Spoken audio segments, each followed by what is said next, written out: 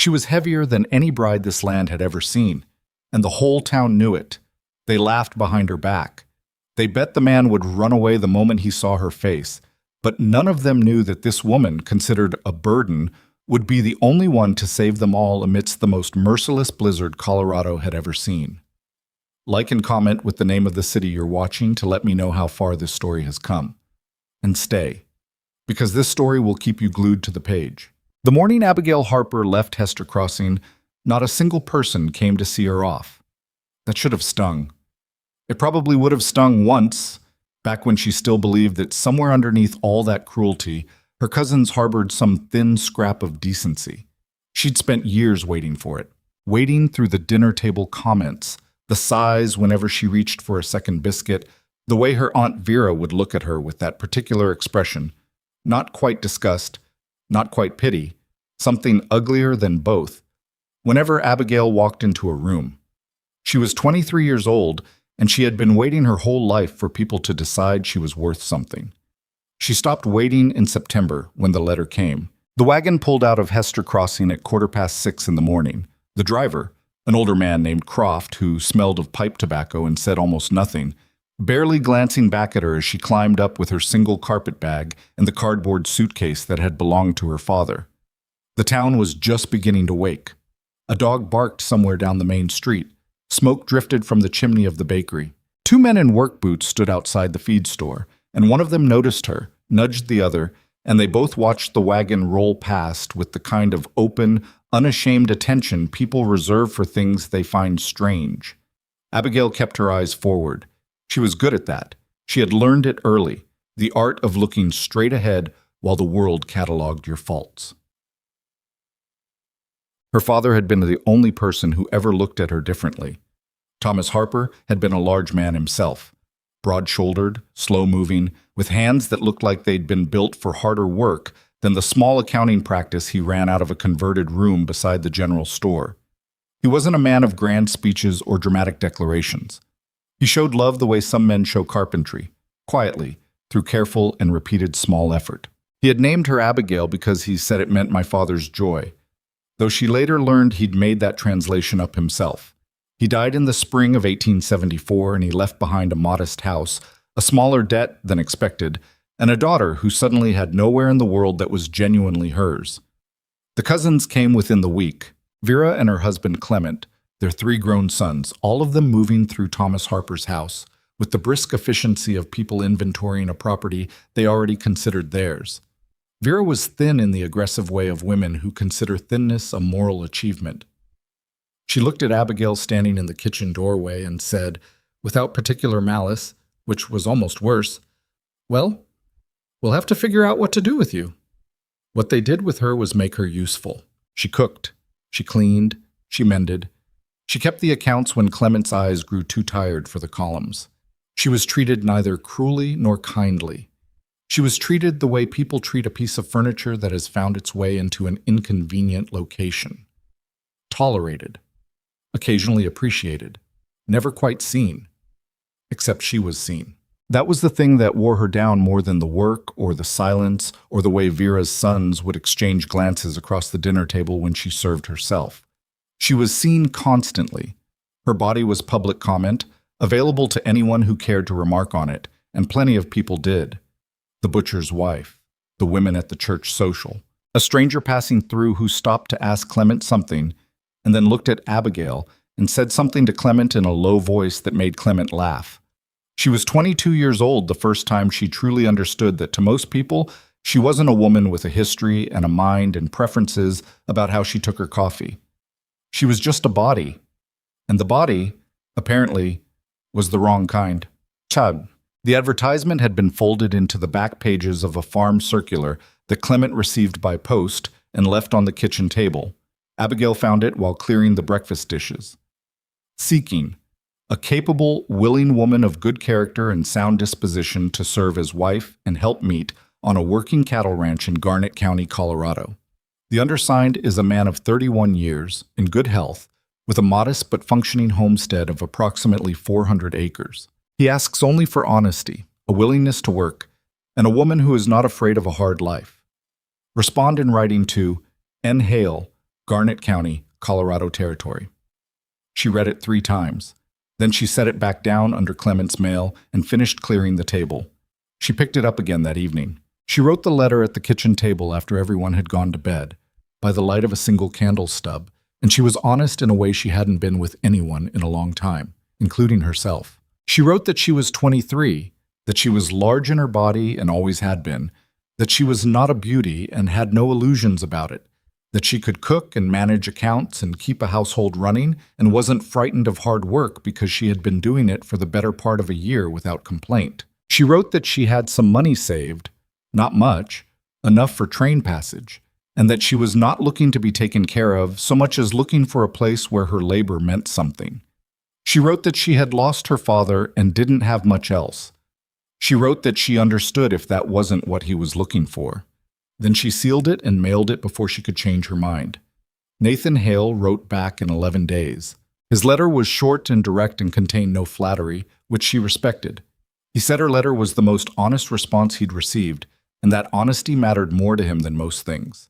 He said the ranch was real work, not a comfortable life, and she should know that going in.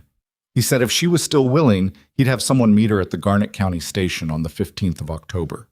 She was still willing. She told Vera the night before she left. Not because she owed Vera an explanation, but because she wanted to see the woman's face.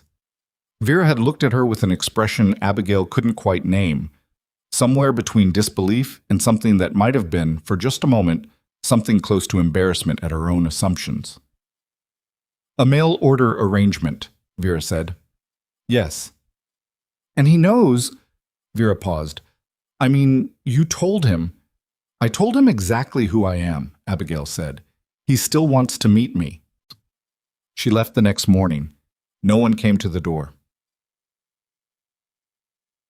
The train ride to Colorado took the better part of 3 days, with 2 transfers and a long overnight stretch, where she sat in the hard wooden seat and watched the landscape flatten and then rise and then flatten again, the trees giving way to scrub, and the scrub giving way to something wilder and more open than anything she'd grown up near. She ate the food she'd packed, hard cheese, bread, dried apple, and she read the same 3 pages of a novel she'd borrowed from the Hester Crossing Lending Library and returned 2 in her bag by mistake, and she slept in short, uncomfortable stretches and dreamed nothing she remembered. At Garnett County Station, which turned out to be little more than a wooden platform and a small building with a pot-bellied stove, she stepped off the train with her carpetbag in one hand and her father's suitcase in the other and stood in the October wind and wondered if she'd made a catastrophic error.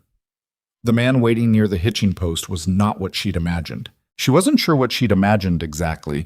Her letters with Nathan Hale had been short enough that she hadn't built much of a picture, but she'd prepared herself in the careful way she always had to prepare herself for the moment his face changed when he saw her. She'd done it at every social function since she was 15. You braced for it. You made your expression pleasant and neutral, and you didn't let them see you see it. Nathan Hale was standing beside a bay horse with one hand on the bridle and the other holding his hat against the wind. He was medium height, maybe an inch or 2 taller than average, with the kind of lean build that comes from outdoor work rather than any particular effort at it. Dark hair, a little long, a jaw that hadn't been shaved in several days. He was wearing a coat that had seen better seasons and boots that needed resoling. He looked up when she stepped onto the platform, and he watched her come toward him, and his face did not change. That was the thing she kept coming back to later. It simply didn't change. He looked at her the same way the entire time, direct, calm, a little assessing, the way someone looks at a situation they are trying to understand rather than judge. "Miss Harper," he said when she reached him. Not a question. "Mr. Hale." He took the suitcase from her without asking, which she might have objected to under different circumstances, but found she didn't. "Train was late," he said. "About 40 minutes. I figured." He tied the suitcase to the back of the wagon that she now noticed was parked a little behind the horse. "You hungry? There's a place in town that does decent enough food before the ride out." She was, in fact, profoundly hungry. She had rationed herself on the train out of an anxiety she recognized now as the old reflex, the habit of making yourself smaller, taking up less, consuming less, as though the apology for existing could be made through appetite. That would be fine, she said. They ate at a small establishment that served beef stew and cornbread, and Nathan ate without ceremony, and she ate without apology, which felt like the beginning of something. He asked her about the train, about where she was coming from, about whether she'd ever been this far west. He didn't ask about her family, which she suspected was deliberate. His questions were practical, which she found easier than the alternative. "I should tell you some things about the ranch," he said when the stew was mostly gone, "before we get there." "All right. It's not finished. The main house is solid, but the second room off the kitchen is still rough framed. I plan to have it done before. He turned his cup in his hands. "I'll finish it. It won't take long once I have the lumber, but you should know what you're walking into." "I appreciate that. The work is real. I wasn't saying that just to say it. In the letter. Winter comes early up here and it comes hard. Some days the chores don't end until after dark." "I understand hard work," Abigail said. She said it without heat, because it was just a fact. He looked at her for a moment. "I expect you do," he said, and it sounded like he believed it. The ride out to the Hale Ranch took just under 2 hours, the road narrowing as they climbed and the wind picking up as the light began to thin out. Nathan drove and didn't talk much, which she found she didn't mind. She watched the country. It was immense in a way that felt less like emptiness and more like the absence of pretense. No hedgerows or fences or careful human arrangements to make the land look tidier than it was. Just rock and grass and sky and the dark suggestion of mountains to the west. The ranch itself appeared around a bend in the road, a main house built from timber and stone, lower and longer than she'd expected, with a front porch that was missing one of its support posts. A barn, solidly built, a corral with 4 horses that turned to watch the wagon arrive. Several outbuildings in varying states of repair. An enormous sky above all of it. A dog came out from somewhere and barked twice at the wagon, then decided she wasn't worth the effort and wandered off. "That's Ruckus," Nathan said. "He's mostly noise. He seems to have made his decision about me. He decides fast. Doesn't always get it right." He set the brake and climbed down and came around to take her suitcase before she'd fully worked out how to manage the descent from the wagon without making it look difficult. She managed it well enough. He showed her the house. It was small, but it was clean, and she could see the care in it. Not a woman's care, but a man's careful and methodical attention to function. The kitchen was larger than she expected, with a good cast iron range and actual shelving for dry goods. The main room had a fireplace that took up most of one wall. The bedroom, her bedroom, he said this without any awkwardness, showing her where to find extra blankets, was plain but decent. The rough-framed room off the kitchen he showed briefly, boards and crossbeams in raw wood. "Give me 2 weeks," he said. "There's no rush," she said, though they both knew there was a certain amount of rush simply in the nature of the situation. She was here. She was not going back. "I'll make supper," she said, which was partly an offer and partly a statement of intent. And Nathan looked at her for a moment, and then nodded and went back out to tend the horses. She stood in Nathan Hale's kitchen for a moment, alone for the first time in 3 days, and she put her hands flat on the wooden surface of the kitchen table and felt the solidity of it, the grain of the wood. And she breathed. She had made it here. Whatever came next, she had made it here. The neighbors came on the 3rd day. She had been warned, in a general way, by Nathan. People in Garnet County tended to know one another's business, and a mail-order bride arriving at the Hale Ranch was the kind of event that would not go unnoticed. He said this without apparent judgment about the fact, which she appreciated. He simply said that folks would stop by, that they meant well mostly, and that she should take Mrs. Prewitt's opinions with some skepticism, because the woman had opinions about everything and was right about perhaps half of them. What he did not prepare her for, because perhaps he didn't know, or perhaps he'd forgotten what it was to see it fresh, was the particular quality of the silence that fell when she opened the front door. There were 3 women. A Mrs. Prewitt, substantial and decisive-looking, with graying hair pinned under a good hat. A younger woman named Clara Bowen, who was perhaps 19 and pretty, and who looked at Abigail with the kind of frank, unmasked surprise that young, pretty women often had because no one had yet taught them to hide it. And a third, older, whose name Abigail caught as Mrs. Dell, who had the particular expression of a woman doing rapid recalibration. "Miss Harper," said Mrs. Pruitt, "we've come to welcome you to Garnet County." "Thank you," Abigail said. "Please come in."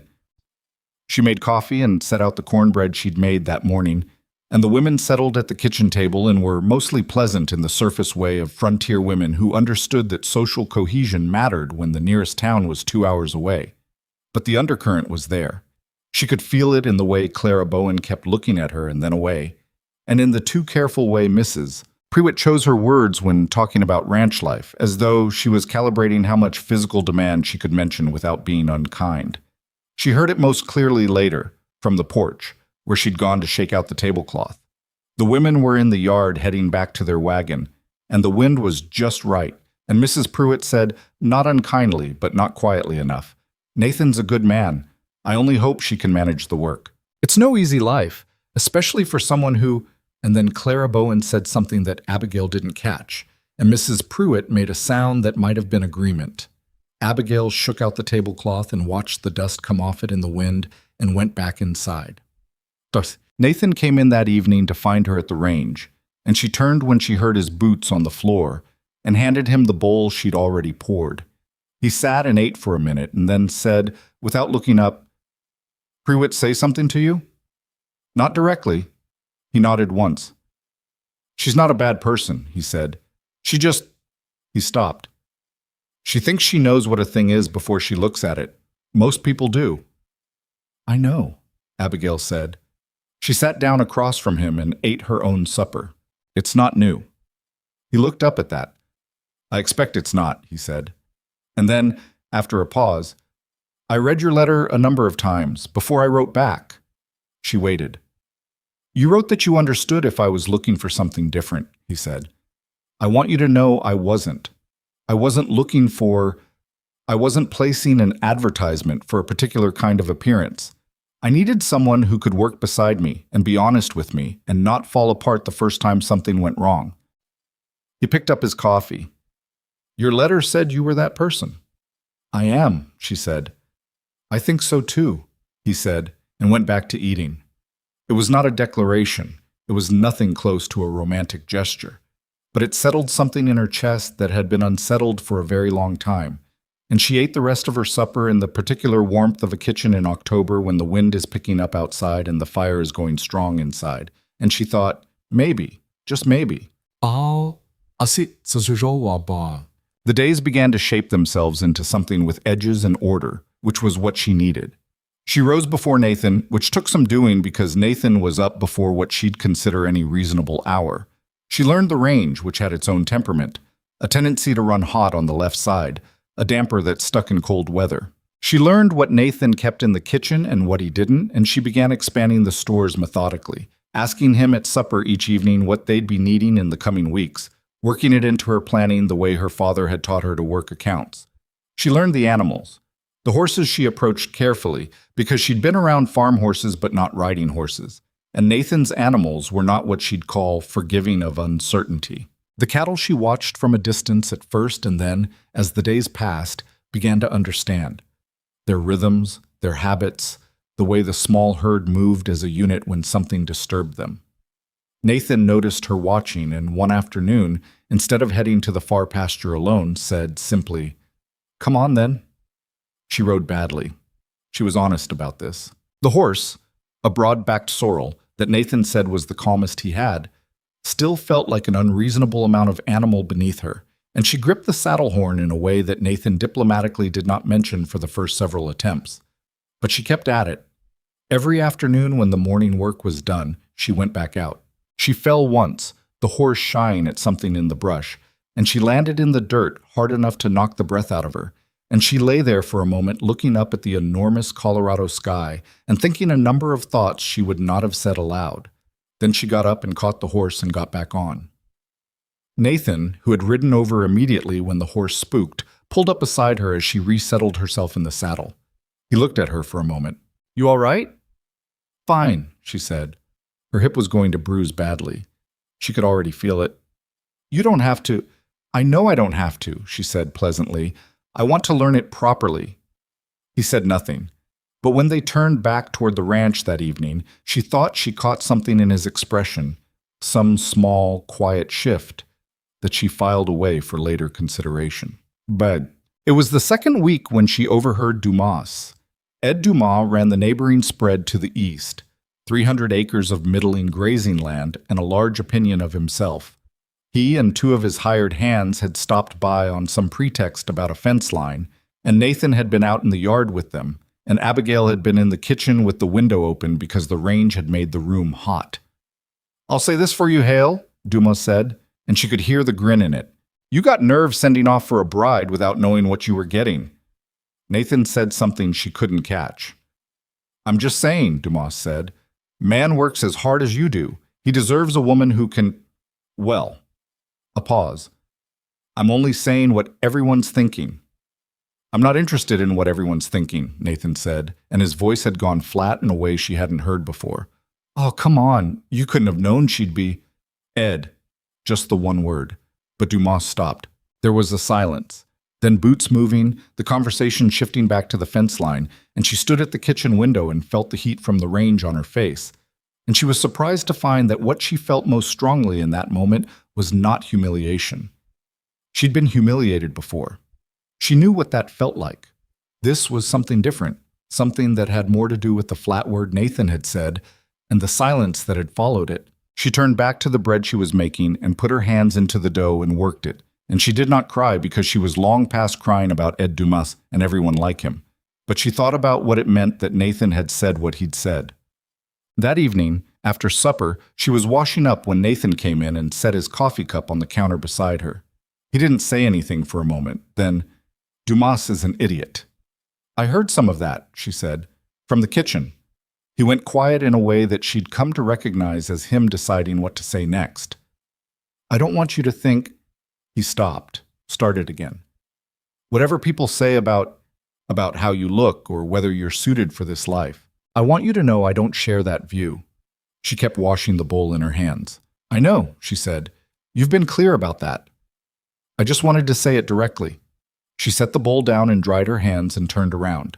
He was leaning against the counter with his arms crossed, looking like a man who was not entirely comfortable with the conversation, but had decided to have it anyway, which she found she respected. "Mr. Hale," she said. "Nathan," he said, for the third or fourth time. "Nathan." She said it. It felt different out loud than it did in her head. "I've had people tell me my whole life what I am and what I'm worth and what I can manage. I stopped letting it decide my behavior a while ago. What I need, the only thing I actually need, is for you to watch what I do and judge me by that. Not by what Ed Dumas or Mrs. Pruitt or anyone else thinks they see when they look at me." He looked at her for a long moment. "That's a fair thing to ask," he said. "It's the only thing I'm asking." "All right," he said. And that was all he said, and it was enough. She turned back to finish washing up, and outside the October wind pushed at the corners of the house, and the fire in the main room was the only real sound. And Abigail Harper stood in Nathan Hale's kitchen and felt, for the first time in longer than she could clearly remember, that she was standing on something solid. Not safe. She wasn't fool enough to think safe. But solid. And for now, solid was enough to build on.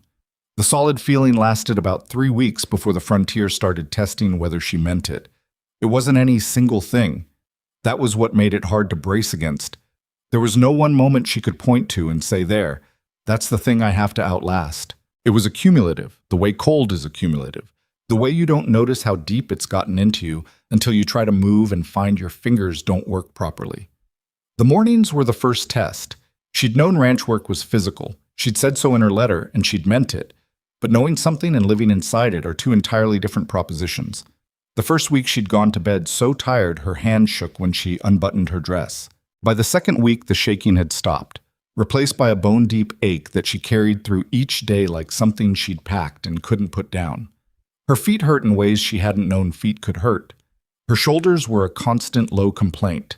There were mornings she stood at the range in the gray pre-dawn dark and spent a full minute just talking herself into moving. She moved anyway.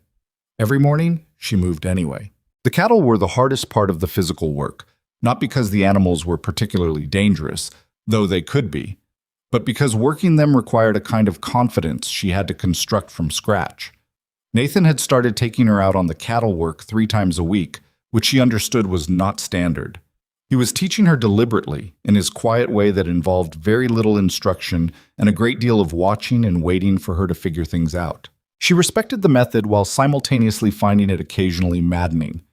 "If I do something wrong," she told him one afternoon, after she'd misread a heifer's movement and ended up in the wrong position and had to scramble back, "you can tell me." "You figured it out," he said. "Eventually." "That's how it sticks," he said. And that was apparently that. She figured things out. Slowly, with a great deal of eventual, she figured things out. The town of Garnet itself she visited for the first time in early November, when Nathan needed hardware supplies and suggested she come along to acquaint herself with the place. It was a small town, one real street with the essential buildings arranged along it, a few side roads, the kind of settlement that had grown up because the land required it rather than because anyone had planned it. A general store, a smithy, a bank that also functioned as the assay office, a saloon that was open at hours that suggested its customers had flexible schedules, a church with a bell that didn't work, a doctor who was also the dentist and, when pressed, the veterinarian. She walked down the main street beside Nathan, and she felt the attention the way she always felt it in new places. That particular shift in the air, the small pauses in conversation, the glances that slid to her and then away and then back. She kept her face arranged and her pace steady, and she said nothing about it. And Nathan, to his credit, also said nothing about it, which she found more useful than reassurance would have been. At the general store, a man named Pollard ran things with his wife and a teenage boy who seemed to be their son. Pollard himself was businesslike and fine. His wife, Nora, was pleasant enough to Abigail's face with the kind of determined pleasantness that is its own form of commentary. The boy just stared until Nora swatted his arm. It was outside, loading the supplies into the wagon, that she heard the two men talking on the steps of the hardware store next door. They weren't trying to be quiet. They may not have known she was within earshot, or they may not have cared. "That's her," one of them said. "Hale's mail order." "Hell," said the other. Low whistle. "You think she can even get up on a horse?" The first one laughed, short and mean. "Man must have been more desperate than I thought." She kept loading supplies. Her hands did not stop moving. Nathan, on the other side of the wagon, had gone very still in the way he went still when something was requiring him to choose his response. She looked up before he could do anything with that stillness. "Nathan," she said, "did you want the feed sacks on this side or the other?" He looked at her across the wagon bed. His jaw was tight. "This side," he said after a moment. "All right."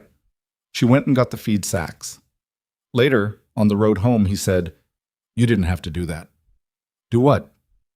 "Let it go." She kept her eyes on the road ahead. The mountains were doing something extraordinary with the late afternoon light, going purple and gold at the ridgelines in a way that seemed improbable. "I've been letting things go my whole life," she said. "I know which ones are worth the trouble and which ones aren't. Those men are nothing to me," she said. "Their opinion of me weighs exactly as much as I decide to let it weigh." He was quiet for a moment. Then, "That's either very healthy or very dangerous." "Probably both," she said. He made a sound that might have been the beginning of a laugh. She filed that away too. November brought with it the particular social obligation of a frontier wedding. They had agreed, Barashi, in their practical way over supper, that a formal ceremony was the right thing to do, both for the sake of legitimacy and because Nathan had mentioned in his careful way that it would make certain things simpler regarding the property. She hadn't romanticized it. A ceremony was a ceremony, and their situation was their situation, and getting sentimental about either wouldn't make the winter come later. What she hadn't accounted for was that the entire county would treat it as the social event of the season and show up.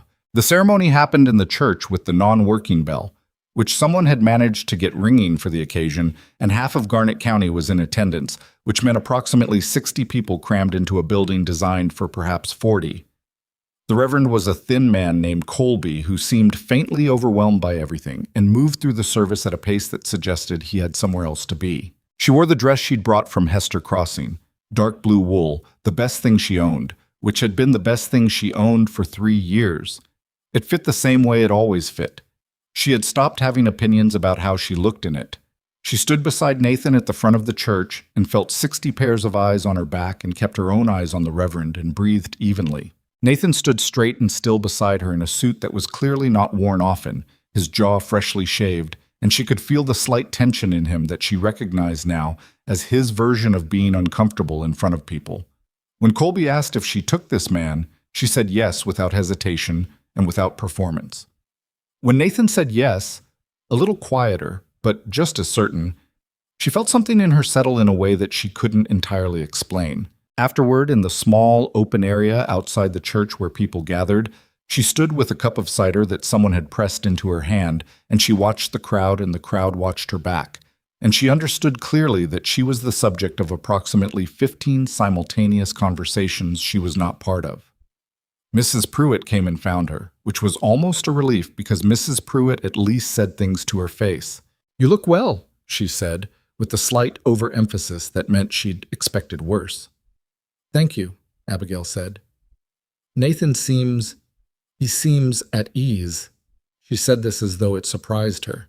"He's a steady man?" "He is. He is that." Mrs. Pruitt looked at her for a moment with something that was working toward genuine curiosity rather than assessment. "You're not what I expected," she said. "I know," Abigail said. "I'm rarely what anyone expects." Mrs. Pruitt made a sound that might have been a laugh, short and surprised, and then moved off. And Clara Bowen, who had been standing nearby, looked at Abigail with an expression that had shifted considerably from the frank surprise of their first meeting. Nathan appeared at her shoulder with a plate of food. "You surviving?" "Thriving," she said, which was not entirely true but was the right direction. He stood beside her and they watched the crowd together, and it was the first time she felt the particular comfort of having someone to stand beside at a thing like this. Not in front of her, not behind her, not steering her or explaining her, just beside her. The weeks after the wedding were when things actually began to change between them, slowly and without announcement. It started with small things. He began leaving his coffee cup on the counter rather than putting it in the basin, which she'd asked him about once when it had happened 3 mornings in a row. And he'd looked at the cup like he'd forgotten it was there and said, "Habit." And she'd said, "The basin's right there." And he'd put it in the basin, and the next morning it was back on the counter. She stopped mentioning it. The cup on the counter became part of the morning. He had a habit of working past dark that she found genuinely worrying, not because of the work itself, but because she'd watched him come in twice already, running on less than he had to spare, the kind of exhaustion that made men careless, and careless men around cattle and equipment was a problem with specific consequences. She didn't say anything about it for a while. Then she did. "You're coming in too late," she said one evening when he came in at nearly 8, and the supper had been ready since 6. He sat down and pulled off his boots. "There's work." "There's always work. The work doesn't end, you know that. You have to stop before it stops you." He looked up at her. "Is this going to be a conversation?" "Apparently." He set his boots by the door and went to wash his hands, and came back and sat at the table, and she put the supper in front of him. "I'm used to setting my own schedule," he said. "I'm sure you are. I'm not saying that as a complaint about you being here. I'm saying, I know what you're saying."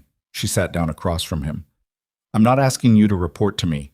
I'm telling you that I've watched you come in twice this month running on empty, and tired men make errors, and errors on a ranch like this have a way of becoming permanent." She picked up her fork. "Eat your supper." He ate his supper, but the next evening he was in by 6:30, and after that it averaged out to something more reasonable. It was not smooth. She wanted to be clear with herself about that, not to the outside world, which wasn't asking, but to herself, in the privacy of her own assessment. They were 2 people who had been largely alone for a long time, and they had their edges. He was not a talker, and sometimes his silence went past natural reserve into something that felt like absence, like he'd gone somewhere she couldn't reach and hadn't thought to mention he was going. She was better with words than he was, and sometimes she used too many of them and could feel him waiting for her to finish. She was methodical, and he was instinctive, and they approached problems differently, which was occasionally useful and occasionally a source of friction that neither of them quite named. But they were honest with each other. That was the thing she kept coming back to. Whatever else was imperfect about the situation, they were honest with each other, And she had lived for years inside a household where honesty was treated as a thing to be managed rather than practiced. And she had not realized until now how hungry she had been for its absence. It was Nora Pollard who started it. She wasn't sure if Nora had intended the conversation to get back to her. It probably didn't matter. What mattered was that in mid-November, Clara Bowen came out to the ranch on the pretext of returning a pie tin that Abigail had lent her, which was reasonable, and stayed for coffee, and mentioned, in the roundabout way of someone deciding to be kind, that there was talk in town. About what? Abigail asked, because she wasn't going to make Clara work around it. Clara looked at her coffee cup. She was a genuinely nice girl, Abigail had decided. Not the brightest star on the range, but kind, and kind was underrated. About whether Nathan made a mistake, she said. Choosing someone, someone who isn't... She stopped. Someone who doesn't look a certain way, Abigail said. Nora Pollard said... Clara stopped again. She said she didn't see how you could manage the winter work, that Nathan would have to do twice the labor because... She looked up, and she had the grace to look uncomfortable. I don't think she's right. She might be, Abigail said. She doesn't know me. No, but... Clara. She set down her own cup. What would you like me to tell you? That it bothers me? It does. Some. Not as much as it used to. She looked at the window, at the November sky doing its colorless November thing outside. I've spent a long time being defined by what other people decided I was. I know what that life looks like. I've decided to try a different one.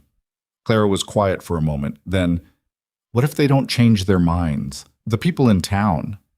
Then they don't, Abigail said. I'm not doing this for them. December arrived with its teeth out. The cold up in the Garnet County elevation was a different animal than anything she'd known in Hester Crossing. It had weight to it, had presence, settled into the bones of the ranch and the bones of the people on it, and reminded everyone constantly that it was in charge. The horses needed more attention in the cold. The cattle needed checking twice daily. The water troughs froze by morning if you didn't manage them right. And the woodpile required the kind of dedicated replenishment that made her understand, viscerally, why frontier people thought about winter the way they did. She learned to split wood. Nathan had looked at her the first time she'd picked up the axe. That brief look of a man deciding whether to say something, and said nothing, and she'd set the first piece of wood on the block and swung and missed the center, and the wood went sideways, and she set it up and swung again. And she did this for an hour until her shoulders screamed and her hands were blistered under the gloves, and she had a reasonable stack of split wood beside the block. The next morning she went back out and did it again, and the morning after. By the third week of December, she wasn't missing the center anymore. Nathan watched this from the periphery. He helped when she asked and stepped back when she didn't, and she was grateful for the discipline of it because she'd had enough of people deciding for her what she could and couldn't manage. Your hands, he said one evening when she was at the basin washing up, and he saw the state of her palms. They'll harden, she said. Let me... He reached for her hand and she didn't pull it back, and he turned it over in his own and looked at the blistered skin with the matter-of-fact attention of someone who'd dealt with the same, and then let it go and got the salve from the shelf above the range and set it on the table. Use that tonight. Thank you, she said. He nodded and went to start on supper because they'd fallen into a rotation about who cooked on which evenings, and she stood at the basin and looked at her own hands and thought, harder than they were. Getting there. Well, the afternoon Ed Dumas rode by with two of his men and found her mending the fence line on the east pasture was the afternoon she understood something important about what her presence here was going to cost her. She'd seen the fence needed work 3 days before and told Nathan, and Nathan had agreed and said he'd get to it. And 2 days passed and there was other work, and it hadn't gotten done. And on the third morning, she'd taken the tools and gone out herself. It was cold, well below what she'd have called reasonable, and the wire was unforgiving on her gloved hands, and she was on her knees in the half-frozen dirt working the post when she heard the horses. Dumas looked down at her from his horse with an expression that shifted through several things. Surprise first. Then something she could only read as calculation. Miss Harper, he said, which was technically wrong since it was Mrs. Hale now, but she didn't bother correcting it. Mr. Dumas, she said. She didn't stop working. Where's Nathan? Far pasture, last I knew. Dumas looked at her for a moment, and she could feel his two men looking too, and she kept her hands on the wire because if she stopped every time someone looked at her, she'd never finish anything. "You're fixing the fence line yourself," Dumas said. "Clearly. In this cold. The cold doesn't care about the fence," she said. "So." A pause. Then one of his men, young, maybe 20, said something to the other in a low voice, and she caught the word big and the muffled sound after it that wasn't quite a laugh but was in the vicinity of one. She didn't look up. She pressed the wire into the staple and drove it home with 3 clean strikes and moved to the next post. Dumas was quiet for a moment. Then, and she couldn't tell if he meant it as it sounded or as something else. "You're going to get yourself hurt out here alone." She looked up at him then, directly, steadily, in the way she'd learned to look at people who thought their concern was an argument. "I appreciate the worry," she said. "I'll be fine." He held her gaze for a moment. Then he touched his hat, not quite a tip, but in that direction, and turned his horse and rode on. She watched him go. Then she turned back to the fence and kept working until it was done, and the cold settled into her shoulders and she let it, because cold she could work through. Cold was honest. It didn't pretend to be something other than what it was. That evening, she told Nathan what had happened. She told it plainly, without editorializing, and he listened with his elbows on the table and his hands around his coffee cup, and she watched his jaw do the tight thing and then release. "I should have gotten to the fence," he said. "Yes," she said, "but since you didn't, I did, and it's done." Dumas has no right to... "What he said wasn't the worst thing I've heard," she said. "And his man was worse, and it wasn't the worst I've heard either." She looked at him. "What I want to tell you, what I need you to understand, is that I can't be someone who waits inside while the ranch needs work. I can't do that. I'm not built for it, and it's not what I agreed to. I know that. Then when I go out and do the work, I need you to not feel like you have to defend me from the doing of it, or apologize for it." Or, "I wasn't going to apologize for it," he said, with a slight edge that she realized was him being nettled, which she found unexpectedly reassuring because nettled meant present. "All right," she said. "Good." A silence. The fire was loud in the quiet. "Dumas' kid," Nathan said. "The one who—" "Let it go," she said. "Truly." He looked at her for a long moment. Then he nodded and lifted his cup. "The fence hold?" "It'll hold through spring," she said. He nodded again, slowly. "Good work," he said, and went back to his coffee. And it was the plainest, most direct compliment she could remember receiving in years. She sat with it all the way through doing the dishes. She thought about it going to bed. She turned it over in her mind carefully, like something she wanted to understand the shape of.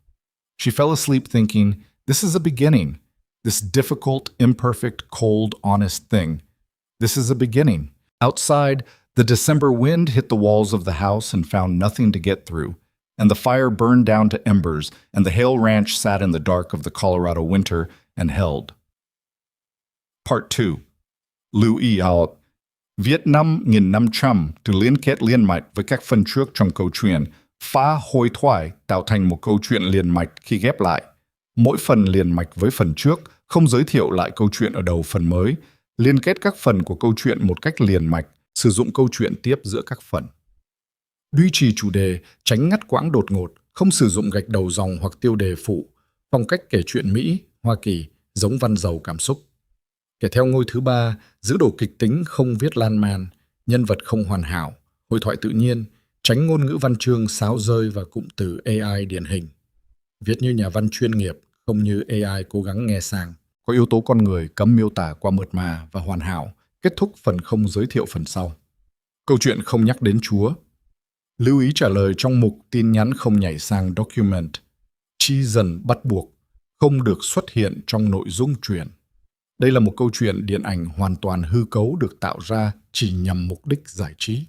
Không đề cập hay ngụ ý rằng nó dựa trên sự kiện có thật, người thật hoặc câu chuyện có thật. Không sử dụng các cụm từ như dựa trên một câu chuyện có thật, theo ghi chép hoặc bất cứ điều gì tương tự. Tất cả các nhân vật, địa điểm, tổ chức và sự kiện phải hoàn toàn hư cấu, lưu ý đặc biệt quan trọng. Nếu đạt đến giới hạn trả lời, không được dừng giữa câu, hãy viết nốt câu, đó hoàn chỉnh không mở rộng nội dung. Show more. The thing about a beginning is that you don't always know you're in one. Looking back later, Abigail would understand that December had been the real start of things. Not the letter, not the train platform, not even the wedding with its 60 pairs of watching eyes. December was when the ranch stopped being a place she was staying and started being a place she was building. The difference was not dramatic. It happened in the accumulation of ordinary days, each one a little less foreign than the last, until one morning she woke before the alarm of cold and lay in the gray pre-dawn listening to the wind and realized she knew the sound of this particular wind, knew how long it would last, knew what it meant for the morning's chores, and that knowledge felt like something she had earned rather than borrowed. She kept splitting wood. Her hands hardened the way she'd said they would, the blisters becoming calluses that she stopped noticing except when she pressed them against something smooth. She learned to read the cattle the way Nathan read them, not as a group of animals to be managed, but as a collection of individuals with habits and preferences and moods, the old brindle cow who was always first to the water, the young bull who tested fences when the weather changed. She learned which horses tolerated cold shoeing and which ones needed patience and which one, the gray gelding Nathan called Bishop, simply needed to be talked to, steadily and without urgency, until he decided you were worth his cooperation. She learned the land. That was the thing she hadn't expected to matter as much as it did. She'd thought of the ranch as the buildings and the animals and the work those things required. But the land was its own education, where the ground went soft in the low areas after a thaw, where the wind cut hardest coming off the ridge to the north, which draws held snow longest and which ones drained fast. Nathan knew it the way he knew his own hands. She was starting to know it in the way of someone who has decided to stay. Christmas passed without ceremony. Nathan was not a man who made much of occasions, and she was not in a season of her life that invited sentiment, and so they had a decent supper and he had gotten her something practical. A good pair of leather gloves, lined, better than the ones she'd been using. And she had made him a thing she almost hadn't given him because it seemed presumptuous, which was a small framed map of the ranch property lines that she'd drawn from the survey documents he kept in the desk drawer. Accurate and careful, the kind of thing she thought he might actually use. He looked at it for a long time and then said it was good and put it on the wall above the desk, and she understood that was high praise. January settled in like something that intended to stay permanently. It was in January that she began to understand the particular social architecture of Garnet County in a way that went beyond what she'd been able to see from the outside. Clara Bowen came by twice a week now, which had started as a coincidence of Clara running errands and turned into something more deliberate without either of them acknowledging the transition. Clara was a talker, where Abigail was a listener, and the combination worked better than either of them might have predicted. Through Clara, Abigail assembled a working knowledge of the county's human landscape. Who owed money to whom, which families had history with which other families, the politics of water rights that ran under every polite conversation like a current, the fact that Ed Duma's opinion carried weight in town not because people liked him, but because he owned the largest spread in the county, and people with that much land had gravity whether they'd earned it or not. "He's been saying things," Clara said one afternoon in late January when they were in the kitchen and Abigail was making bread and Clara was nominally helping, but mostly talking. "About Nathan, about the ranch." Abigail turned the dough. "What kind of things?" "That Nathan's taken on that he's got a situation that's going to make the spring drive harder, that he'll be doing double work." Clara's hands were doing something with the flour sack that suggested she was uncomfortable. "He said it at Pollard's, where people could hear." "He's probably not entirely wrong about the spring drive," Abigail said. "I'm still learning." "That's not the point he was making," Clara said. "I know what point he was making." She pressed the heel of her hand into the dough. "I also know that by the time the spring drive comes, I'll be more used to Nathan than Dumas expects. And what Dumas expects is not something I've ever had control over, so—" Clara watched her for a moment. "You don't get angry about it?" "I get angry," Abigail said. "I just don't perform it for an audience." Clara was quiet for a moment. Then, "I think you're the most unusual person I've met." "That's one word for it," Abigail said. "Nub." The conversation with Nathan about the spring drive happened on a Thursday evening in early February, which she remembered later because February Thursdays were when he did the books, and he was usually in a specific mood after. Not bad exactly, but closed in the way of a man who has been looking at numbers that aren't as good as he'd like. "I want to ride the drive," she said. She'd been deciding when to say it for 2 weeks, which was longer than she normally let things sit. But the spring drive was not a small thing, and she wanted to say it right. The whole thing. He looked up from the ledger. "It's 3 days out and back." "I know. Hard riding, camping out in whatever weather comes." "I know that too." He studied her. She had grown accustomed to this. The way he looked at her when she said something he hadn't expected, careful and direct, as though he was trying to find the place where she wasn't serious. He never seemed to find it. "You haven't done a full drive," he said. "No, that's why I want to do it." She was sitting across from him at the desk, which was her usual position when he was doing the books, because she was useful to him there for the accounting parts, and he was getting used to asking. "I can handle the writing now." "You know I can." "The writing's not the only issue." "What's the other issue?" He was quiet for a moment. "The other issue is that I'll be bringing 2 hired hands, and they'll have opinions." "About me being there?" "About a lot of things." "Will their opinions affect the work?" He turned his pen in his fingers. "Not if I make clear they won't." "Then," he looked at her for a long moment, "you understand I'm going to tell you if I think you're doing something wrong out there." "I'd expect nothing less. And it'll be straightforward.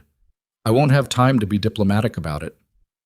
"Nathan," she said with some patience, "you're never diplomatic about anything. That's one of the things I find most restful about you." He blinked. Then something moved across his face, that almost thing she'd cataloged a few times now, the expression that wasn't quite a smile, but was somewhere in that territory. "All right," he said, "you'll ride the drive." She didn't say anything else about it that night, but she lay in bed afterward thinking about the ride, and the work, and the fact that Nathan had said you'll ride the drive with the same tone he'd used to say the fence needs checking, matter of fact, no ceremony, no asterisks. And she stared at the ceiling and felt something she recognized after a moment as a specific and uncomplicated happiness. The 2 hired hands were named Garrett and Pete. Garrett was Nathan's age, somewhere in his early 30s, a lean man from somewhere east of the territory who'd been working ranch land for over a decade and had the posture of someone permanently braced for something unpleasant. He was not unfriendly to Abigail when Nathan introduced her at the start of the drive in the gray cold of a February morning, but the look he gave Nathan over her head was a full conversation. Nathan received it with an expression that indicated the conversation was over. Pete was younger, maybe 22, a big raw-boned kid from somewhere south who was better with cattle than he was with people, and seemed, as best Abigail could tell, to have formed no opinion of her whatsoever in either direction, which she found refreshing. They rode out in the early morning, the 4 of them, and the small herd of cattle they were moving to the winter grazing range. And the world was very large and very cold, and the light came up slowly over the eastern ridge in a way that was almost violent in its beauty. And Abigail rode the sorrel and kept her position and watched Nathan work and tried to learn from the watching. She was useful on the first day in the ways she expected to be. She read the terrain well. She didn't lose cattle. She wasn't slow. What she hadn't anticipated was the thing she was not useful for, which was the speed of the turning. When a small group of steers broke left on a slope and Nathan and Garrett wheeled their horses in the same instant, the movement was so fast and so coordinated that she was a full 3 seconds behind, which in cattle terms was enough to matter. She got there, but she got there late. At the lunch stop, Nathan came over to where she was tightening her saddle. "You're thinking about the turn," he said. "I am." "Stop thinking about it. Feel it." He sounded like this was obvious, which was maddening because she knew he was right. "You're watching the cattle and then deciding. You need to be moving before you decide." "That's easier said." "Yes," he agreed, unhelpfully. "But you'll get it." She didn't get it that day. She got closer on the second day. By the morning of the third day, on a long flat stretch with the cattle moving well and the light clear and cold, she felt it happen. One of the young heifers shifted her head in a certain way, and Abigail was already moving the sorrel before the thought completed, and the heifer went back into the group without drama, and Nathan, who had been writing parallel, glanced over and gave one short nod. She kept her face neutral. Internally, she declared it a complete triumph. That evening, at the camp, while Pete made coffee and Garrett worked on something with one of the bridles, Nathan came and sat near her at the fire, close enough to talk quietly. He didn't say anything for a while, which was normal, and she didn't push it. "You did well today," he said eventually. "I was late twice this morning." "Less late than yesterday." "Still late." He looked at the fire. "You know what Garrett had said to me last night?" She didn't want to know, but she said, "What?" Said he didn't think a woman could work cattle in this terrain. He paused. He didn't say it mean. He just thought it was a fact. "What did you say?" I said, "Wait and see." She thought about that. "And now?" Nathan picked up a stick and turned it in his hands. "He hasn't said anything else about it," he said, and there was something dry in his tone that she recognized as the closest he got to satisfaction. They sat for a while. Pete's coffee was terrible, but she drank it because it was hot, and the night was not. "Nathan," she said, "Does the money situation, is it as tight as the books look?" He was quiet for a moment in a way that told her she'd found the edge of something he hadn't fully decided to share. She waited. She'd learned to wait with him. "It's tighter than last year," he said. "Winter feed cost more. I've been counting on the spring prices holding." He paused. "They should hold, but should is not the same as will." "No," she agreed. "What's the main exposure?" He looked at her sideways. "You read the books pretty well for someone who said they just kept simple accounts." "My father's accounts weren't simple," she said. "He was better at the work than people gave him credit for. So was I. A beat. The main exposure is if we don't get fair price at the Alderton market. Dumas has an arrangement with the buyer there. Not anything wrong, just he gets weighted first," she said. "Gets weighted first, gets better rate because of volume. We go after, with a smaller herd." He set the stick down. "It's not catastrophic, it's just tight." She turned that over. "Are there other buyers?" "At Alderton? The arrangement locks it up pretty well." "What about Carver's Crossing? I heard Clara mention Carver's Crossing has been growing." He frowned, not dismissively, thoughtfully. "It's further. It's also not Dumas's arrangement." He was quiet for a long time. The fire snapped. Pete had gone to his bedroll and Garrett was finishing up with the bridle by lantern light. "I'd need to know more about their operation," Nathan said finally. "I can write to them," she said. "Find out the rates, the arrangement, whether they take smaller herds." He looked at her in the firelight. "You'd do that." "I'd like to." Another quiet moment. "All right," he said. And then, after a pause, "You see things in the numbers that I miss. You see things in the land that I can't read yet," she said. "I suppose that's why we're both here." He didn't respond to that directly, but he stayed by the fire for another hour before turning in, and she sat in the cold with the dying fire and the stars extraordinary overhead. And she thought about the spring prices and Carver's Crossing and the brindle cow and the moment on the flat that morning when her body had moved before her mind had decided. And she thought, I am becoming something. I don't know the full shape of it yet, but I am becoming something. They were back at the ranch by the afternoon of the 5th day. The cattle settled in the winter range, and Garrett and Pete paid and gone, and Abigail's entire body registered its opinion of 5 days on horseback in February in a comprehensive and specific way. She did not say so. She made supper and ate it and did the dishes and then sat down in the main room chair and did not get up again for 2 hours. Nathan came through from checking the horses and found her there and looked at her with a careful lack of expression. "You're not moving." "I'm moving internally," she said. He went and came back with the salve, the same one he'd gotten for her hands in December, and set it on the table beside her. "Legs?" "Everything south of my shoulders. You'll be stiff tomorrow." "I'm stiff now," she said. "Tomorrow will be a different stiff."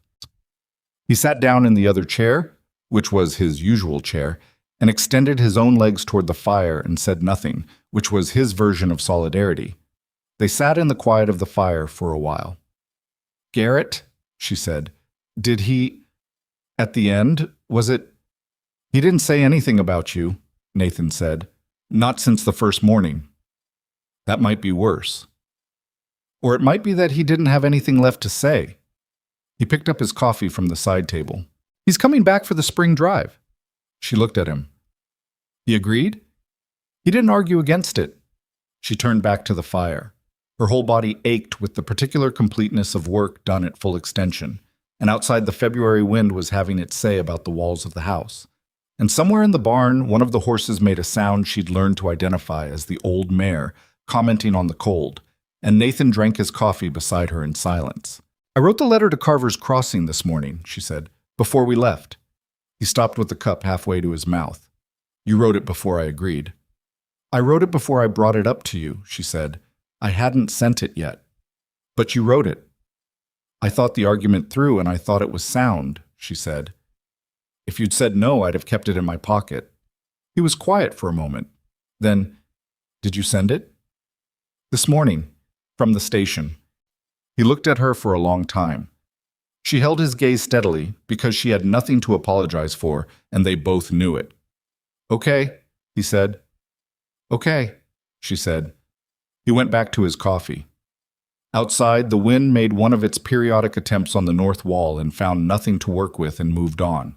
She stayed in the chair until the fire burned low, and then she got up, slowly, with more effort than she would have preferred, and banked the coals and went to bed, and she lay in the dark and thought about Nathan's face in the firelight when she'd told him about the letter, and about Carver's Crossing, and about the herd and the prices and the ways that a ranch either held together or didn't, and about the sound her horse had made that morning on the flat when she'd turned it fast, the shift of weight, the surge of response, and she thought that there was more she could learn here than she had originally understood. More than ranch work, more than land and cattle and winter survival. She was learning what it meant to be a partner to someone. Not in theory, not the arrangement on paper. In practice, in the daily negotiation of two people building something together, which was harder than splitting wood and paid off slower, and was, she was beginning to think, more important than almost anything else she'd ever done. She fell asleep with the ache still in her body and something steadier and warmer taking up residence in the space behind her ribs. The February wind hit the walls and found nothing to get through, and the Hale Ranch sat in its valley and held, and inside it, quietly and without ceremony, something between two imperfect people continued to become real. The letter from Carver's Crossing came back in 3 weeks. Abigail read it at the kitchen table on a Thursday morning while Nathan was out checking the north fence, and she read it twice to make sure she had the numbers right, and then she set it face down on the table and made herself finish her coffee before she let herself feel anything about it, because she had learned, from her father, from the books, from the particular discipline of hoping for things that didn't always come, that you read numbers twice and felt things after. The numbers were good, better than Alderton by a margin that wasn't dramatic but was real, a difference of roughly 4 cents per hundredweight that added up across their herd size to something meaningful. The buyer at Carver's Crossing, a man named Lyle Foss, wrote in a direct and businesslike way that suggested he was accustomed to dealing with people who didn't have time for ornament. He said he welcomed smaller herds, that he paid on weight, not on relationship, and that if Nathan Hale wanted to discuss terms, he was welcome to ride out in March before the spring season set in. She turned the letter back over and read it a third time. Then she got up and went to find Nathan. He was at the north fence, as expected, crouched over a section of wire that had come loose in the last cold snap. He heard her coming and looked up without surprise. She'd learned to make noise when approaching him at work, because the first time she'd come up quiet, he'd very nearly taken her head off with a fence post, reflexively, and they'd both been shaken by it in ways neither entirely admitted. She handed him the letter without preamble. He took it with his fence work gloves still on and read it where he stood, crouched in the cold, and she watched his face do the thing it did when he was processing information he found useful, going still and focused in a way that looked from the outside like no expression at all. He stood up and read it again. 4 cents per hundredweight, he said. On our current herd size, that's a meaningful difference. It's further, the drive to Carver's Crossing would be an extra day each way. I know, I worked it out. She'd done it the previous evening after he'd gone to bed. The extra day's cost, Garrett, Pete, feed, wear on the animals, comes to roughly this. She handed him the second sheet she'd brought, the one with the numbers. He looked at it for a long moment. Then he looked at her with an expression she'd seen a few times now, the one that sat between surprised and something warmer that he hadn't named and she hadn't pushed. "You did this last night," he said. "I had trouble sleeping." "So you did cattle drive economics." "I find numbers calming," she said, which was true. He looked back at the sheet. A beat. "We should ride out to Carver's Crossing before we commit." "I thought you'd want to." "I wrote that in the reply." She paused. "I didn't send it yet." "But you wrote it." "Oh, I thought the argument was sound," she said, with the same tone she'd used in February by the fire. And he made the same sound, something that wasn't quite a laugh but kept threatening to become one. "When did you write it?" "Last night, after the numbers." He folded both letters and put them in his coat pocket. "All right," he said. "We'll ride out to Carver's Crossing next week." He turned back to the fence. "Send the reply." Spring came to Garnett County the way spring comes to high country, not gradually and gently the way it comes to lower places, but in argument with winter, the two of them trading days back and forth for weeks before winter finally retreated to the upper elevations and stayed there. There were mornings in March that felt like May, and afternoons in April that went back to January without apology, and you learned to dress for whatever the day decided it was, rather than what the calendar said it ought to be. The ride to Carver's Crossing took them 2 days out, which Nathan had estimated accurately, and she'd estimated within a few hours. Lyle Foss turned out to be a heavy-set man of about 50, with a direct handshake and the unhurried manner of someone who had made enough money to stop being anxious about it. He showed them his operation, which was larger than she'd expected, a proper stockyard with a working scale, a clear system for weighing and grading, 2 permanent buyers who worked on salary rather than commission. He told Nathan his rates and showed him the previous season's records, which Nathan looked at, and she looked at from beside him, and they were, as Foss had said, clean. He talked mostly to Nathan, which was expected and didn't bother her. What she was watching was the operation, how things moved, where the inefficiencies were, whether what Foss said and what she could observe matched up. They matched well enough. On the ride back, Nathan said, "What did you think?" "He's straight," she said. "The scale looked maintained, the records were real. You can tell when someone's clean numbers for a visitor." She paused. "I think we should make the change." "The extra drive day is real." "Yes, I still think we should make the change." He rode for a while. "So do I," he said. They arrived back at the ranch in the late afternoon of the second day, horses tired and both of them carrying the particular silence of people who have made a decision and are letting it settle. She made supper without talking much, and he ate without talking much, and that was fine. They had learned to be quiet together, which was different from the silence of strangers. Stranger silence has edges. Their quiet had become something rounder, something she could rest against without cutting herself. It was April when the thing with Dumas came to a head. She'd known it was building. You could see it in the way he'd been talking at Pollard's, according to Clara, who continued to bring her information with the conscientiousness of someone who had decided Abigail was worth keeping informed. Dumas had lost 2 smaller ranchers to Carver's Crossing after word got around that Nathan was making the switch, and he blamed Nathan for the loss. Which wasn't entirely fair, but was the kind of logic that made sense when you were used to being the largest presence in the room. He came to the ranch on a Tuesday morning when the spring work was at its heaviest. She and Nathan both outside. She working the garden ground that she'd decided to turn over this year, and Nathan repairing the barn roof with a persistence that the barn roof required. And he rode up with one of his sons, a young man of maybe 25 who had his father's solid build and none of whatever restraint Dumas occasionally deployed. "Hail," Dumas called up toward the roof. Nathan came down the ladder without hurry. She kept working the garden ground with the hoe, but she was paying attention.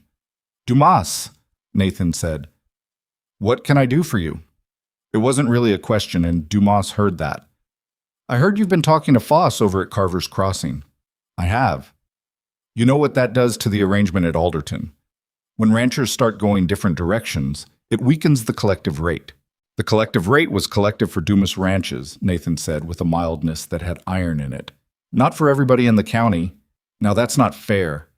Dumas' voice had shifted. I've brought that arrangement along for years. Every rancher in Garnet County has benefited. You've benefited the most, Nathan said. Which is fine. That's your right. But it's also my right to find a buyer that works for my operation. Dumas looked at him for a moment. Then his gaze moved, and she felt it land on her where she was working the garden.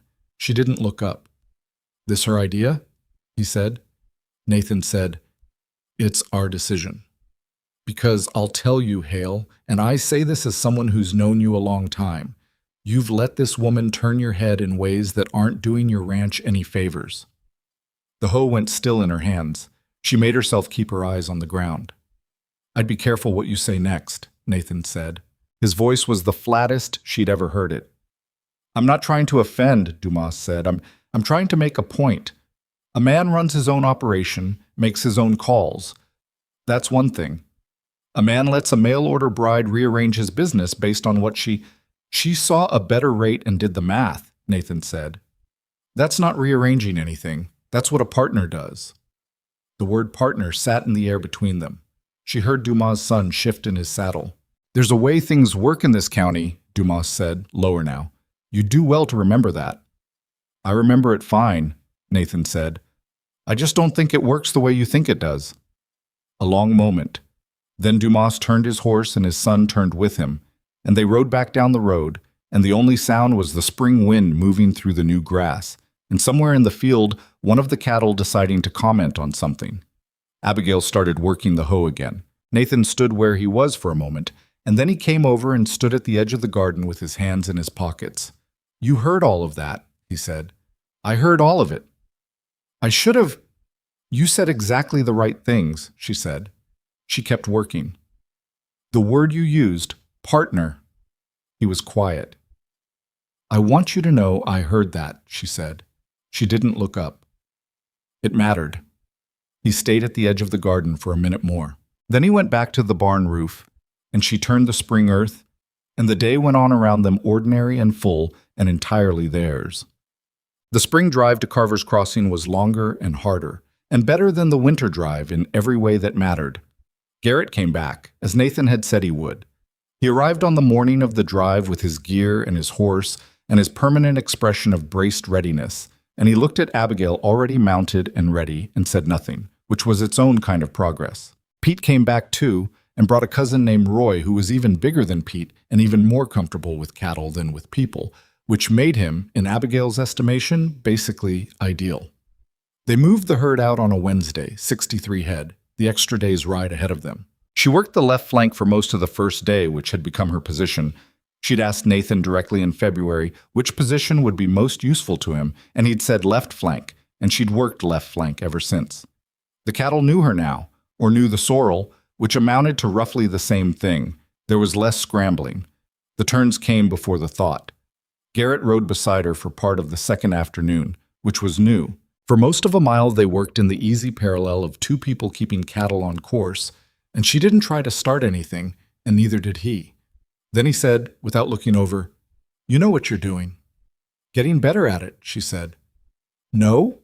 He said it with the bluntness of a man who didn't say things he didn't mean. You know what you're doing. She looked over at him. He was watching the cattle.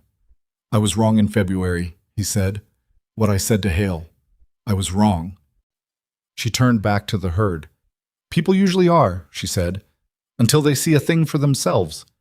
He made a sound that might have been an acknowledgement and might have been something else. And they rode the rest of the afternoon side by side without talking. And it was a decent silence, the kind that comes after something has been settled. Lyle Foss paid on weight, as advertised.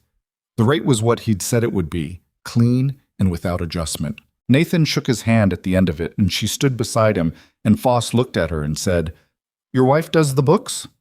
Mostly now, Nathan said. Good books, Foss said, nodding at the ledger she was holding. Clean. She thanked him, and they loaded up for the ride back. And riding out of Carver's Crossing with the payment secured and the drive done and the horses pointed toward home, she felt not triumph exactly, something quieter. The satisfaction of a calculation that had proven correct. The particular pleasure of a thing working out not by luck, but by work and by paying attention. It was the night after they returned from Carver's Crossing, with Garrett and Pete and Roy paid and gone and the house quiet, and Nathan doing the final accounting at the desk, that the storm came in. She heard it before she saw it. A change in the wind first, a different quality to it, the high, thin sound going low and purposeful, and then the temperature drop that happened fast enough to be alarming. She went to the door and looked out, and the western sky had gone the color of pewter, which in Colorado at elevation was not a decorative statement, but a warning. "Nathan?" she said. He came and looked over her shoulder. He was quiet for a moment. "How long do you think?" "Hour, maybe less." He looked at the barn and then at the corral, and then at the near pasture where 4 of the cattle had been left, because they were close enough to bring in fast if needed. She watched his face do the calculation, what needed to happen and in what order. "Cattle first," she said, "then horses. The dogs will come in on their own." He was already moving for his coat. "Get the storm lanterns from the shed." She got the storm lanterns. She got her own heavy coat and her good gloves, and she was out the door 30 seconds behind him. And they brought in the cattle first and then the horses, working in the increasing wind that had gone from purposeful to insistent in the time it took to get from the house to the barn.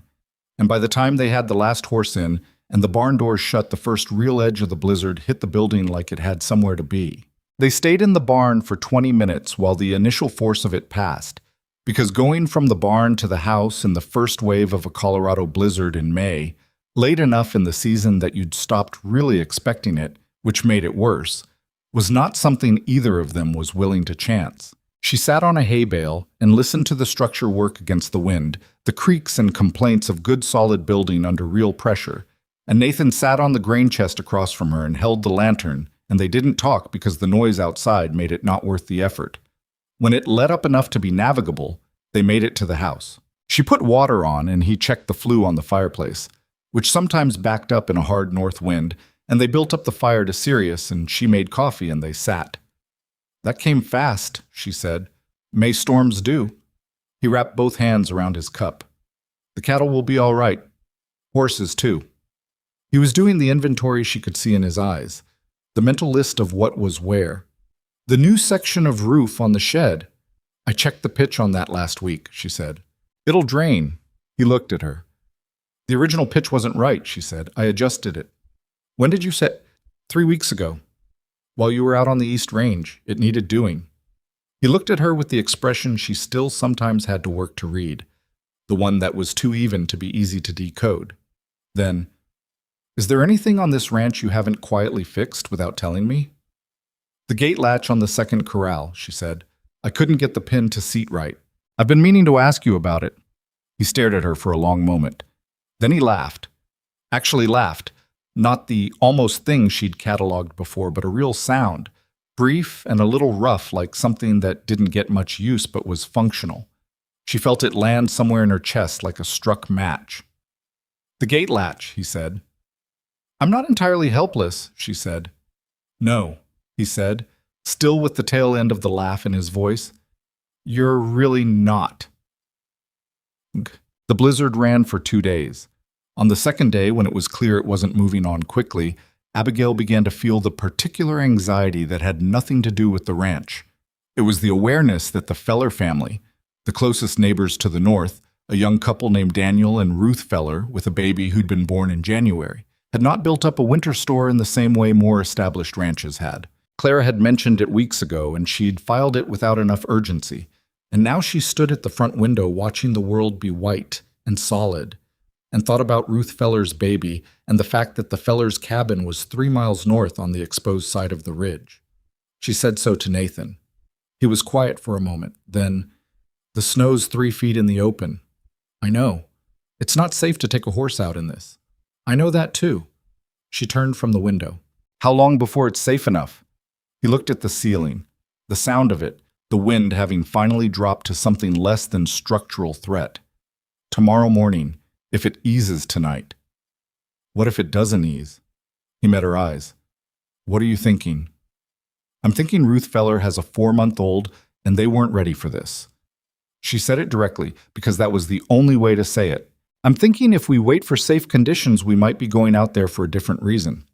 His face was still, but she could see him working it. The road north is drifted. Even after it eases, it'll take. I know how long it'll take. I know the route. She did know it. She'd ridden that way 4 times since January, learning the land the way she'd set herself to learning it. Nathan, I'm not asking you to go. I'm asking you to not tell me I can't. He was quiet for a long time. The fire made its sounds, the wind had dropped another degree. I'll go, he said. You don't. I'll go, he said again. In the morning, you're right about the fellers. He looked at the window. We'll both go. She didn't argue. She was too relieved to argue, and arguing would have been wrong anyway. This was exactly the kind of decision you made together.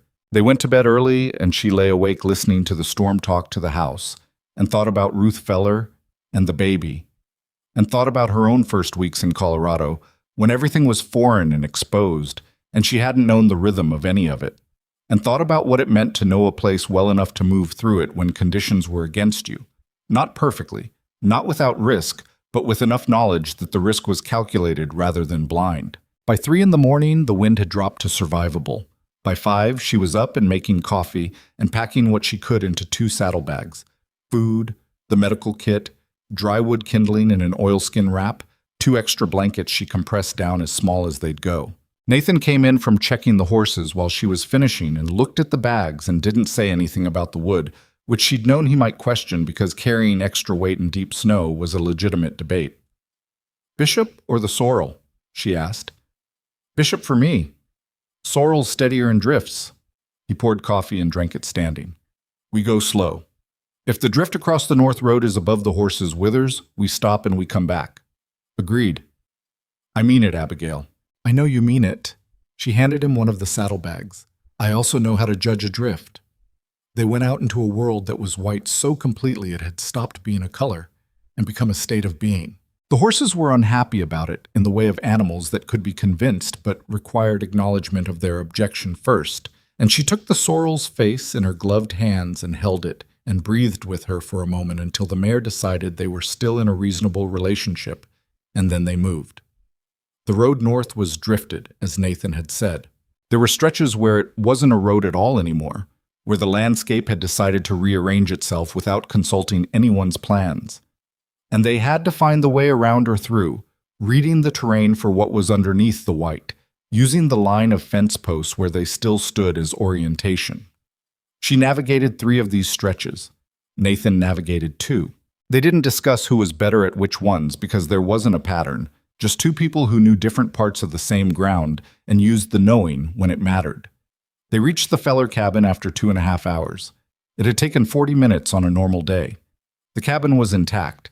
The door was barred from inside, which was right and correct. Nathan called out, and there was a long moment, long enough that she felt it in her chest. And then the bar moved, and Daniel Feller opened the door. And he was a young man of maybe 24, who in that moment looked considerably older, drawn and hollow-eyed in a way that said he'd spent 2 days not sleeping and keeping the fire alive. The baby? Abigail said before he could say anything else. She's all right, he said. She's not sick. She's tired. We ran low on wood yesterday. She handed him the oilskin with the kindling before she was fully inside. Nathan had the bigger wood from the saddle pack behind her. Ruth Feller was on the bed with the baby, both of them under everything available in the way of blankets, and the baby was awake, and the room was cold enough to see breath, but not cold enough to be dangerous. And Ruth looked up when Abigail came in, and her face did something complicated. I didn't think anyone would come, Ruth said. It wasn't an easy ride, Abigail said, sitting down on the edge of the bed and pulling back the blanket enough to look at the baby, who regarded her with the absolute solemnity of a 4-month-old with opinions. But we know the road. She stayed with Ruth while Nathan and Daniel brought in wood and got the fire serious again, and she fed Ruth from what she'd packed and helped her with the baby. And in the afternoon, when the cabin was warm enough to think clearly, Ruth Feller held her hand and said, "Everyone in town says," and then stopped. Says what? Abigail said. Ruth looked at her. They said you wouldn't last the winter. The women at the social said Nathan made a mistake, that you weren't. She stopped again. I didn't say that. I want you to know I didn't say it. I know, Abigail said. I'm not keeping a list. You came out in a blizzard, Ruth said, 2 days after a blizzard. You came out on those roads. We came out, Abigail said. Nathan and I both. It was your idea, though. Ruth's eyes were direct and clear in the way of someone who'd had time alone to think. Wasn't it? Abigail looked at her for a moment. I knew the road, she said, and I knew you had the baby. Ruth was quiet. The baby made a sound of profound and temporary satisfaction. Outside, the white world sat and was still. Thank you, Ruth said, for knowing the road. Abigail squeezed her hand once and let it go, and went to help Nathan stack the last of the wood by the door where it would be dry. And outside, the late afternoon light hit the snow and made it briefly golden before the cold came back down, and the Hale Ranch was 3 miles south, and the road home was drifted and difficult and entirely passable for people who knew it, which they did. The ride home from the Feller cabin took longer than the ride out. Not because the snow was worse. If anything, the afternoon had softened the surface slightly, the cold relenting a degree or two as the day wore on. But because the horses were tired, and she was tired, and Nathan was tired, and tired people in deep snow on difficult ground don't push pace unless they have to. They had done what they went to do. There was no emergency pulling them forward. Just the ordinary need to get back before dark made navigation a different problem entirely. She rode behind Nathan for most of the return, the sorrel following Bishop's trail through the drifts with the sensible conservatism of an animal that understood the situation. She had time to think, which was not always a comfortable thing, but was the thing available. She thought about Ruth Feller's face when the door had opened. She thought about Daniel Feller's hands when he'd taken the oilskin of kindling, the way he'd held it for a moment before setting it down, like something he hadn't let himself hope for. She thought about the baby, who had regarded her with such serious dark eyes, and who would not remember any of this, and who would grow up on a ranch in Garnett County, not knowing that 2 people had come through 3 feet of drifted snow in the aftermath of a blizzard to make sure she stayed warm. That was fine. That was how it should work. You didn't do it for the remembering. She thought about what Ruth had said. It was your idea, though. And she thought about Nathan having said, we'll both go without hesitation, which she hadn't taken lightly then and didn't take lightly now. He'd had concerns, the road, the horses, the risk of it. His concerns were reasonable. He'd had them, and then he'd set them in their proper place, which was real but not decisive, and they'd gone together, and she found that she couldn't think about that without something in her chest doing something inconvenient. They reached the ranch as the last light was leaving the sky, and the cold was coming back down in earnest. She took care of the sorrel first, rubbed her down properly, checked her feet, made sure she had feed and water and was settled, before going inside because that was the order of things, and the sorrel had earned the attention. Nathan was finishing with Bishop when she came out of the stall, and they moved around each other in the barn in the quiet way they'd developed, each knowing where the other was, each not needing to narrate it. Walking back to the house, he said, Feller will have the road cleared by Thursday. He'll have help, she said. I'll ask Clara to spread the word that they need a wood-cutting day. He opened the front door for her, which he did sometimes without thinking about it, and sometimes she noticed, and sometimes she didn't. Tonight she noticed. You know Clara will have told half the county already, he said. Then I'll tell the other half. Inside, she built the fire back up while he dealt with the outer layer of his cold-weather gear, and the house came back to itself around the heat, and she put water on and stood at the range and felt the accumulated tiredness of the day settling into her in layers, body first, then the mind letting go of the vigilance it had been holding since 3 a.m. Sit down, Nathan said from behind her. I'm making supper. Sit down first. Supper can wait 10 minutes. She turned around. He had pulled both chairs near the fire and was standing beside them with the practical patience of a man who has decided something and is waiting for the other person to catch up. She sat down. He sat across from her. The fire was loud in the quiet. You all right? He said. Yes. She considered. Tired. That's allowed. I know it's allowed, Don. She looked at the fire. I was thinking on the ride back about the baby. May, he said. Her name's May. She looked at him. You knew that. Ruth told me when I was stacking the wood. He looked at the fire, too. 4 months old. She looked at me like she was deciding something, Abigail said. Very serious about it. Babies do that. I wouldn't know. I haven't been around many. He was quiet for a moment. It was the kind of quiet that had something behind it, and she'd learned to recognize those, but she didn't push. She waited. The fire talked. My mother had 4 of us, he said.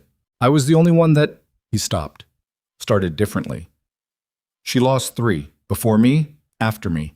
One of the afters made it to almost 2 years. He turned his cup in his hands. It's a hard thing, the early part. A lot can happen. She understood she was being told something about more than his mother. She understood it carefully, without pressing her understanding into the space he'd made, because that was how you handled the things Nathan chose to say. You received them without making them into a larger event than he'd intended.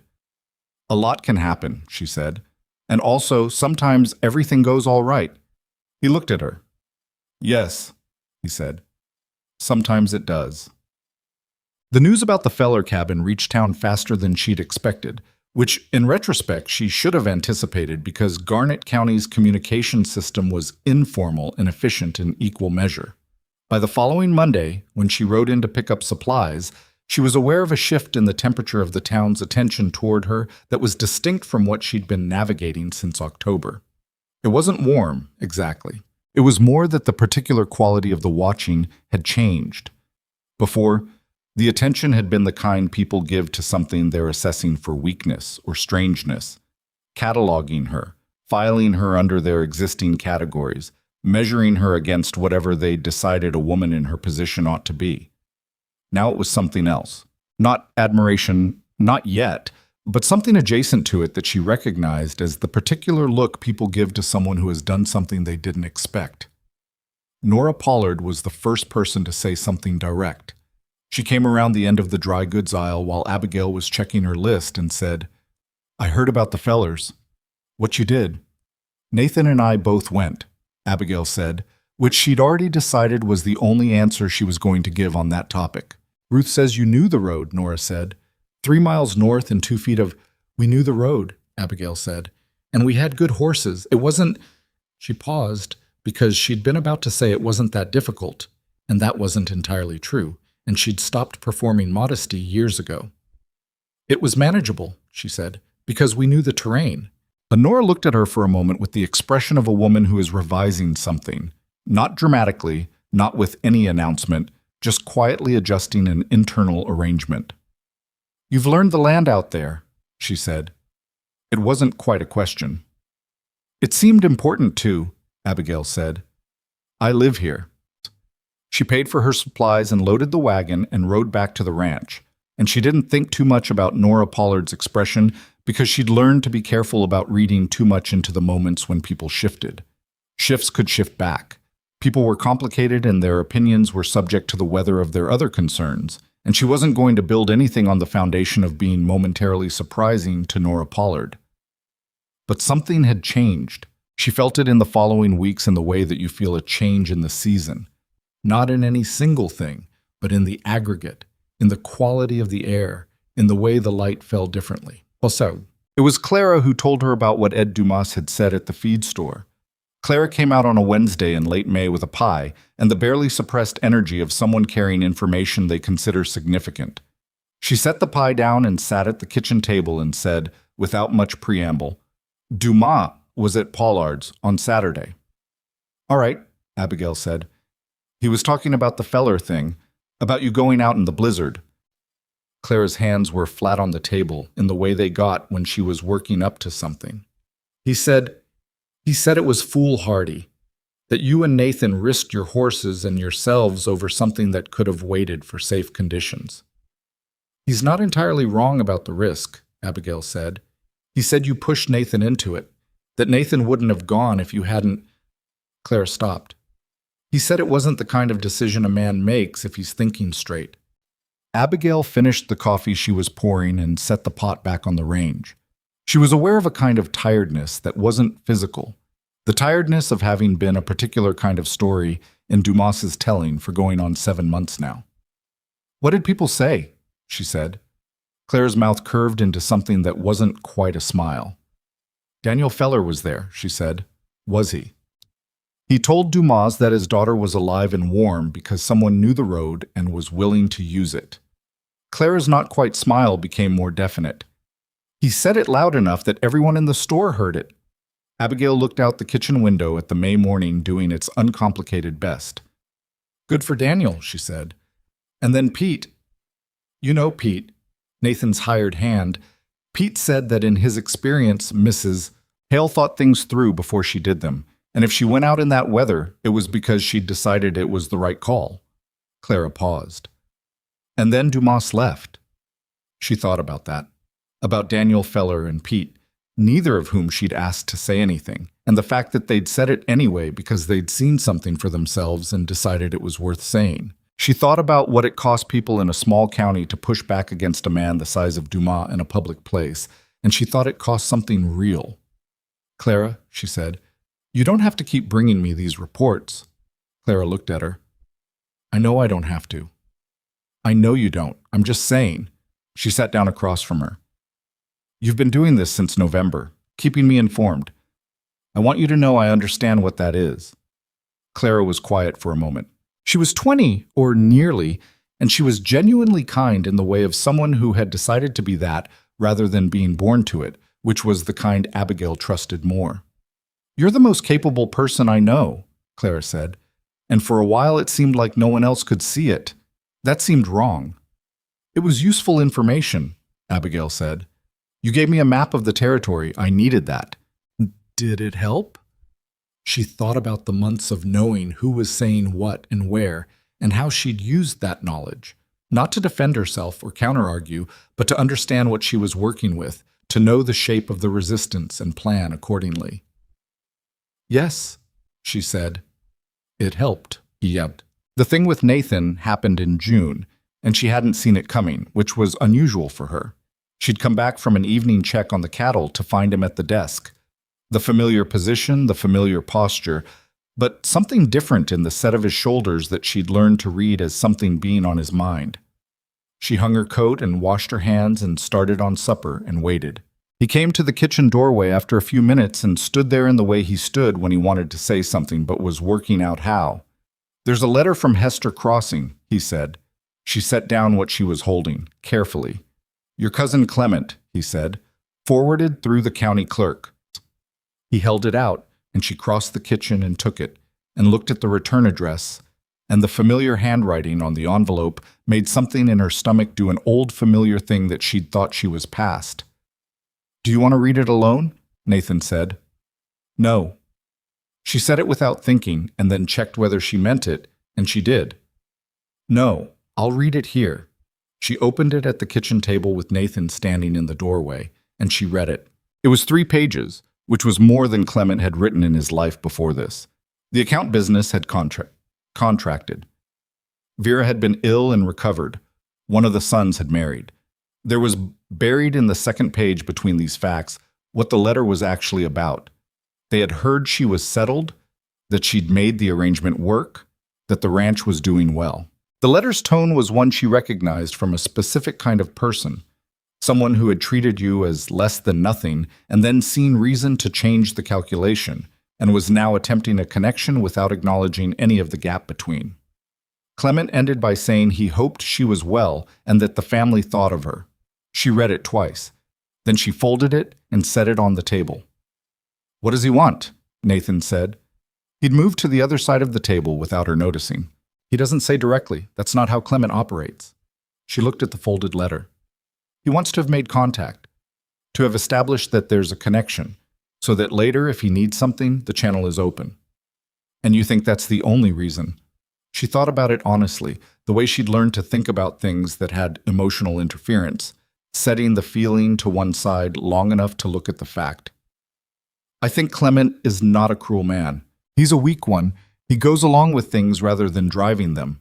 Vera drove most of it. She paused. I don't know if he ever thought much about what it was like for me.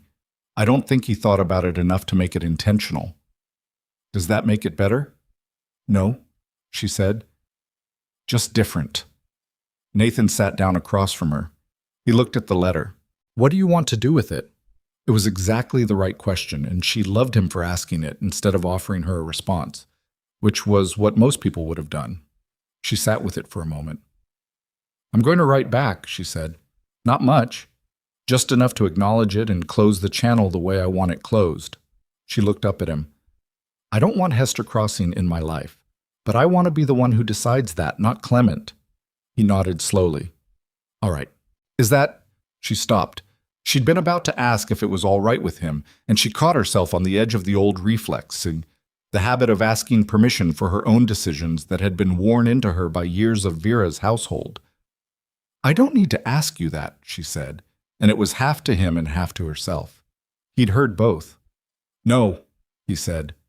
You don't. She wrote the letter that evening, short and neutral and finished, and she sealed it and put it with the outgoing mail, and that was that. Or mostly that. She wouldn't pretend the letter hadn't opened a room she'd kept shut, or that the room didn't have things in it. But she'd looked at them and closed the door again from the outside, and this time the closing was hers. It was August when everything with Dumas came to its actual head, and it came there in public in a way that she hadn't sought and hadn't avoided and handled the only way she knew how to handle things, which was directly. There was a county meeting at the town hall, one of the seasonal gatherings where ranchers and landowners discussed shared concerns, water rights, road maintenance, the kind of communal business that the frontier required if anyone was going to function. Nathan went every quarter. She'd been to 2 of them, sitting with him and paying attention and saying nothing, which was appropriate for someone still learning the lay of the land. This one was in August, and the main agenda item was the water allocation for the Miller Creek tributary, which fed several properties including the Hale Ranch and 2 of Dumas' pastures. There had been a dry spring and the summer had been drier still, and the creek was running lower than anyone wanted, and the question of who had rights to how much in which order was the kind of question that could stay civil or could not, depending on the people involved. It stayed civil for most of it. Nathan made his points clearly and without heat, as he did things. Lyle Foss had sent a written statement from Carver's Crossing that carried weight. Daniel Feller spoke and was listened to with the new quality of attention that Daniel had earned when he'd said what he'd said to Dumas at Pollard's. Dumas spoke last among the major landowners. He was better in a formal setting than in a yard with one opponent. He had the instincts of someone who understood room dynamics, and he made a reasonable-sounding case for his allocation that wasn't unreasonable in isolation, but which she'd been watching him build all evening, each point leading to a conclusion that would have given his properties first draw on the lower section of Miller Creek through the dry months. When he finished, the room was doing the thing rooms do when something has been said clearly and in the right tone by someone with enough weight, a kind of waiting, a suspension, while people decided if there was a counterargument worth making. She looked at Nathan. He was looking at the front of the room with his jaw doing the tight thing. He had the counterargument. She knew he did. They'd talked through the water situation 2 weeks before, and he understood the allocation history better than most people in the room. But Nathan was not a man who was quick on his feet in formal settings. He was better one-on-one. Rooms were not his element. She didn't decide to speak so much as she decided not to not speak, which was different. She stood up. The room noticed. She was aware of it, noticing the way you're aware of a change in air pressure. Felt more than seen. A woman standing up at a county meeting to speak on a water allocation question was not common, and she was specifically not a woman that the room had collectively decided how to categorize, which made the noticing more active. The lower Miller Creek tributary was allocated in 1871, she said, and her voice was steady because she'd decided before she opened her mouth that her voice was going to be steady. The record of that allocation is in the county clerk's office, and it gives primary draw to properties fronting the creek above the Garnet Road crossing in dry year conditions. The Hale property fronts above that crossing. The Dumas South pasture is below it. She paused. This isn't a question of what seems fair right now. It's a question of what was recorded, and the record is clear. The room was very still. She sat down.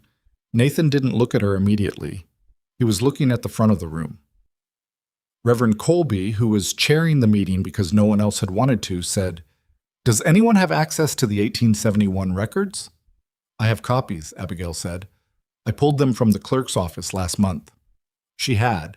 She'd pulled them 3 weeks ago when it became clear the water question was going to be the center of this meeting, and she'd spent an evening with them at the kitchen table while Nathan was doing fence checks, and she'd made copies in her own hand and kept them in the desk. She pulled them from the inside of her coat.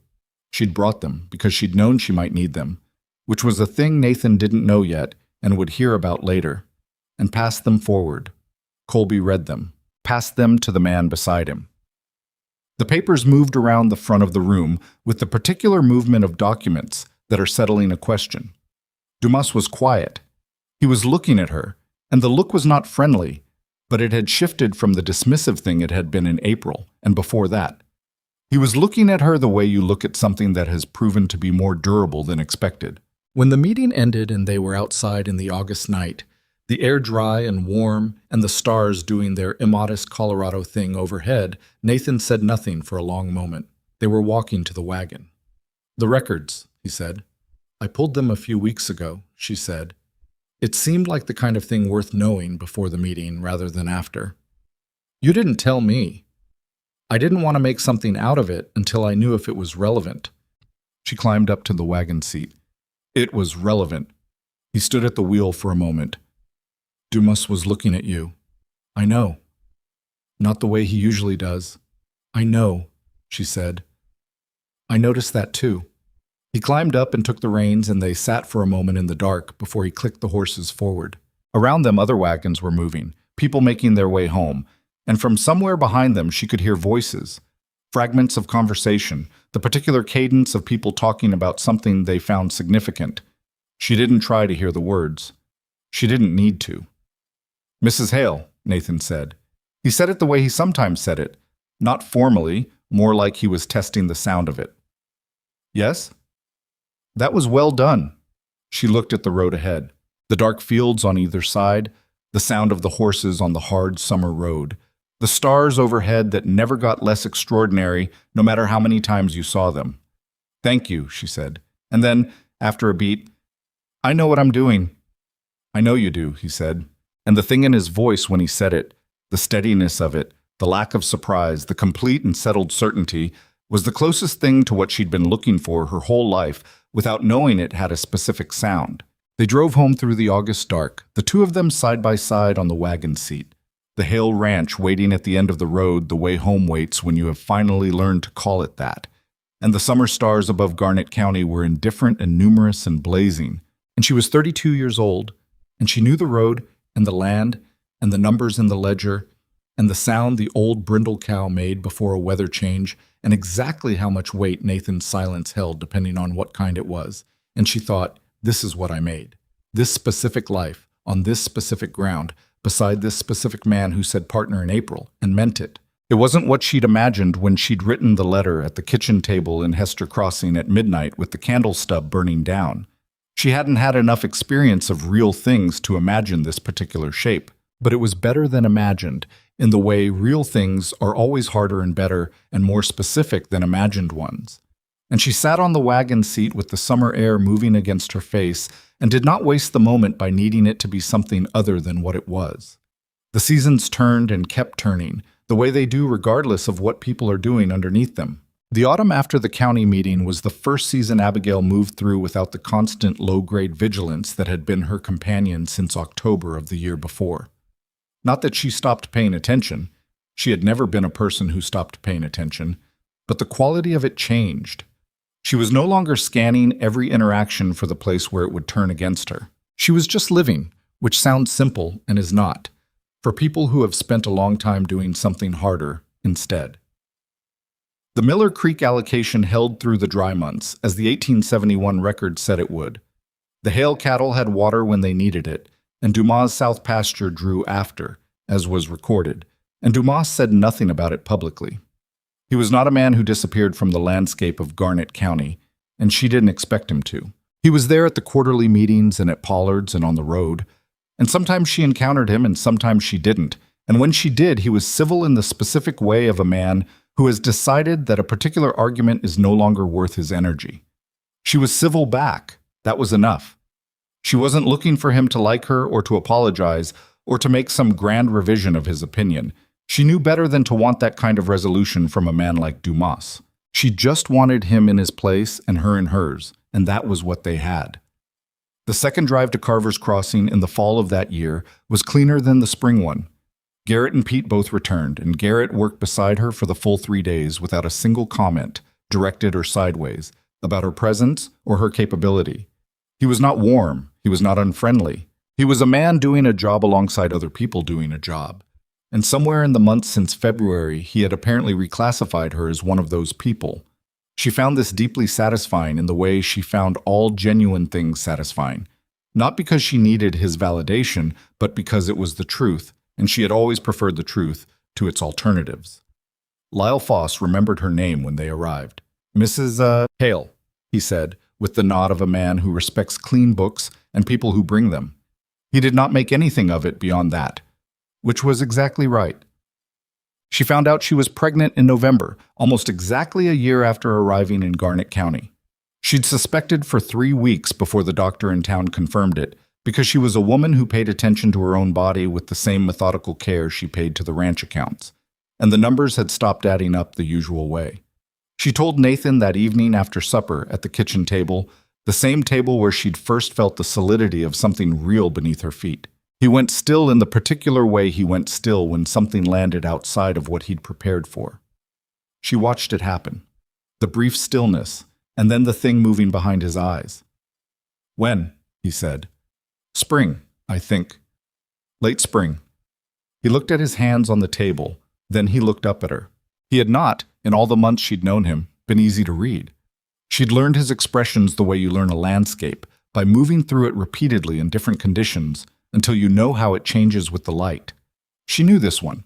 She'd only seen it once before, by a fire in February, when she told him she'd adjusted the roof pitch without being asked. It was the expression of a man who is full of something he doesn't have the exact words for and is not going to pretend otherwise. "All right," he said, and his voice was different, quieter, a register she hadn't heard before. "I'll need to modify some of the heavier work," she said, because that was practical, and practical was how she handled the things that made her feel too much. "Not stop, just adjust. The cattle work should be fine through winter. By spring I'll need to be more careful about the riding." "Yes," he said, and she could tell he wasn't really focused on the cattle work. "Nathan." He looked at her. "Say something that isn't logistics," she said. He was quiet for a long moment, then, "I didn't think—" He stopped. "When I put that advertisement in, I was thinking about the ranch, about having someone. I wasn't thinking past that." He turned his cup in his hands. "I didn't think it would turn into this." "Into what?" He looked around the kitchen, the map on the wall above the desk, the leather gloves on the peg by the door, the organized shelves that had been half bare when she arrived, the window above the basin that she'd rehung in February because it had been drafty. He looked at all of it, and then he looked at her. "This," he said, and she understood him completely. She reached across the table and put her hand over his briefly, and then let it go and picked up her coffee. Her hands were not the same hands that had gripped this table in October of last year. They were harder, capable, familiar with the work of this place. She looked at them sometimes and barely recognized them as her own, which she had decided to take as evidence of something good. "We should tell Clara first," she said, "before she hears it from someone else. She'll be unbearable if she's not first." Nathan made the sound that wasn't quite a laugh. "She'll be unbearable either way." "Yes," she agreed, "but in a better direction." What? Clara was predictably beside herself. She arrived the following morning. Somehow she already knew, though Abigail had told no one, which was the particular mystery of small county information systems. And she sat at the kitchen table and was emotional enough for 3 people, while Abigail made coffee and listened with the fond patience of a woman who understood that Clara's feeling of things covered the gap between her own more guarded responses.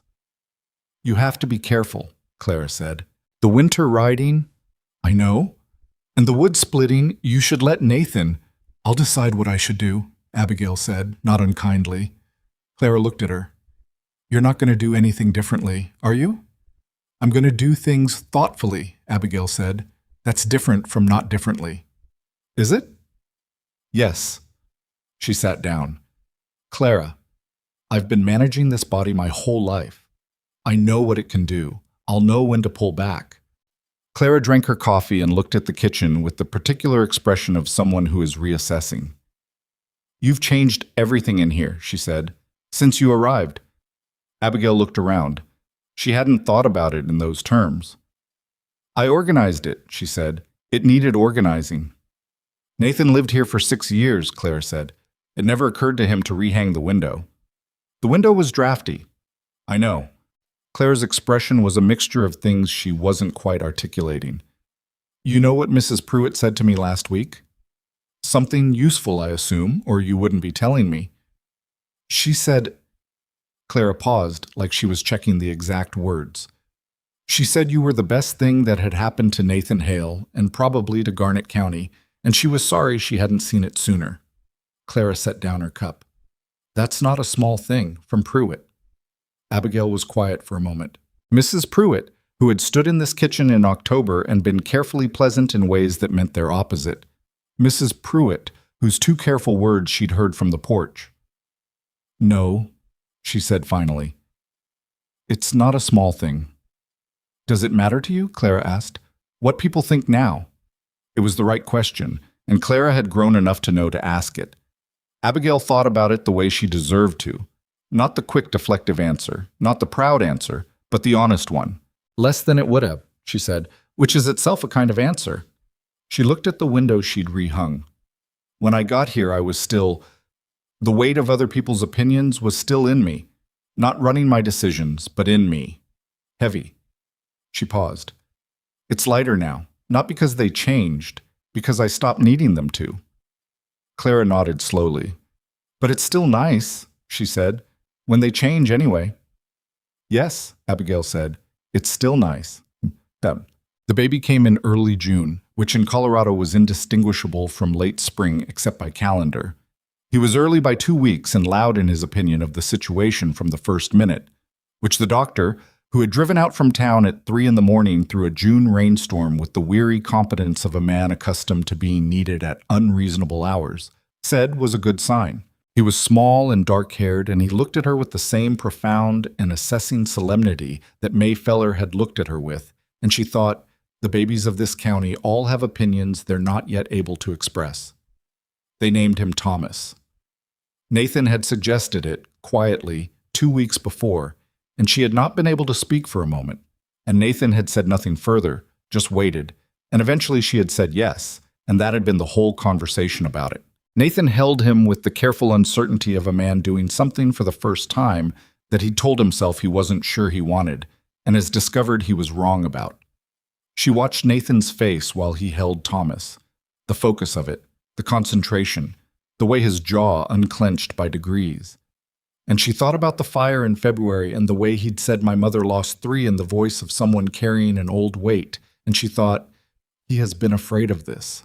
Not of the baby, of what the baby could become or not become. Of caring that much about something that small and that fragile. He's fine, she said. I know. He's going to keep being fine. You don't know that, he said, which was true and which was not the right thing to say, and which she answered anyway. No, she said, but he's strong. You can hear it. Thomas chose that moment to express a comprehensive opinion at significant volume, which appeared to settle something for Nathan. He looked down at the baby with an expression she'd never seen on his face before, open in a way that his face usually wasn't, unguarded, something close to bewildered in the specific way of a person who has been given more than they budgeted for. All right, Nathan said to the baby. I hear you. The years that followed were not a smooth story. She had decided early that she was not going to remember them as a smooth story, because smooth stories are what people construct afterward to make the difficult parts navigable in memory, and the difficult parts deserved their own accounting. Thomas was a hard baby, colicky, demanding, a poor sleeper through his first winter in ways that left both of them moving through the days on something less than adequate. The ranch work didn't pause for a hard baby. The cattle didn't wait for adequate sleep. There were weeks in that first winter when she ran on something she couldn't name, not energy exactly, more the momentum of a person who has been moving forward long enough that stopping no longer feels like an option. Nathan was better with Thomas than she'd expected, and worse in other ways she hadn't. He was patient with the physical care of the baby in the way he was patient with animals, steady, unhurried, not put off by noise or mess. He He was less good at the interrupted nights, which turned him short-tempered in the mornings in ways he was aware of and apologized for and then repeated the next day. She was more resilient on less sleep than he was, which surprised them both, and she told him without cruelty that she thought it was because she'd spent years in Vera's house developing the habit. They fought twice in the first year of Thomas's life. Real fights, not the manageable friction of two people adjusting to each other, but the kind with edges that you have to tend to afterward. The first one was about money, specifically about whether to take on a small parcel of land that adjoined the north fence when the previous owner defaulted. Nathan wanted to wait. She thought the window would close. They were both right and they were both wrong, and they said things in the arguing that required genuine work to walk back. And they did the work.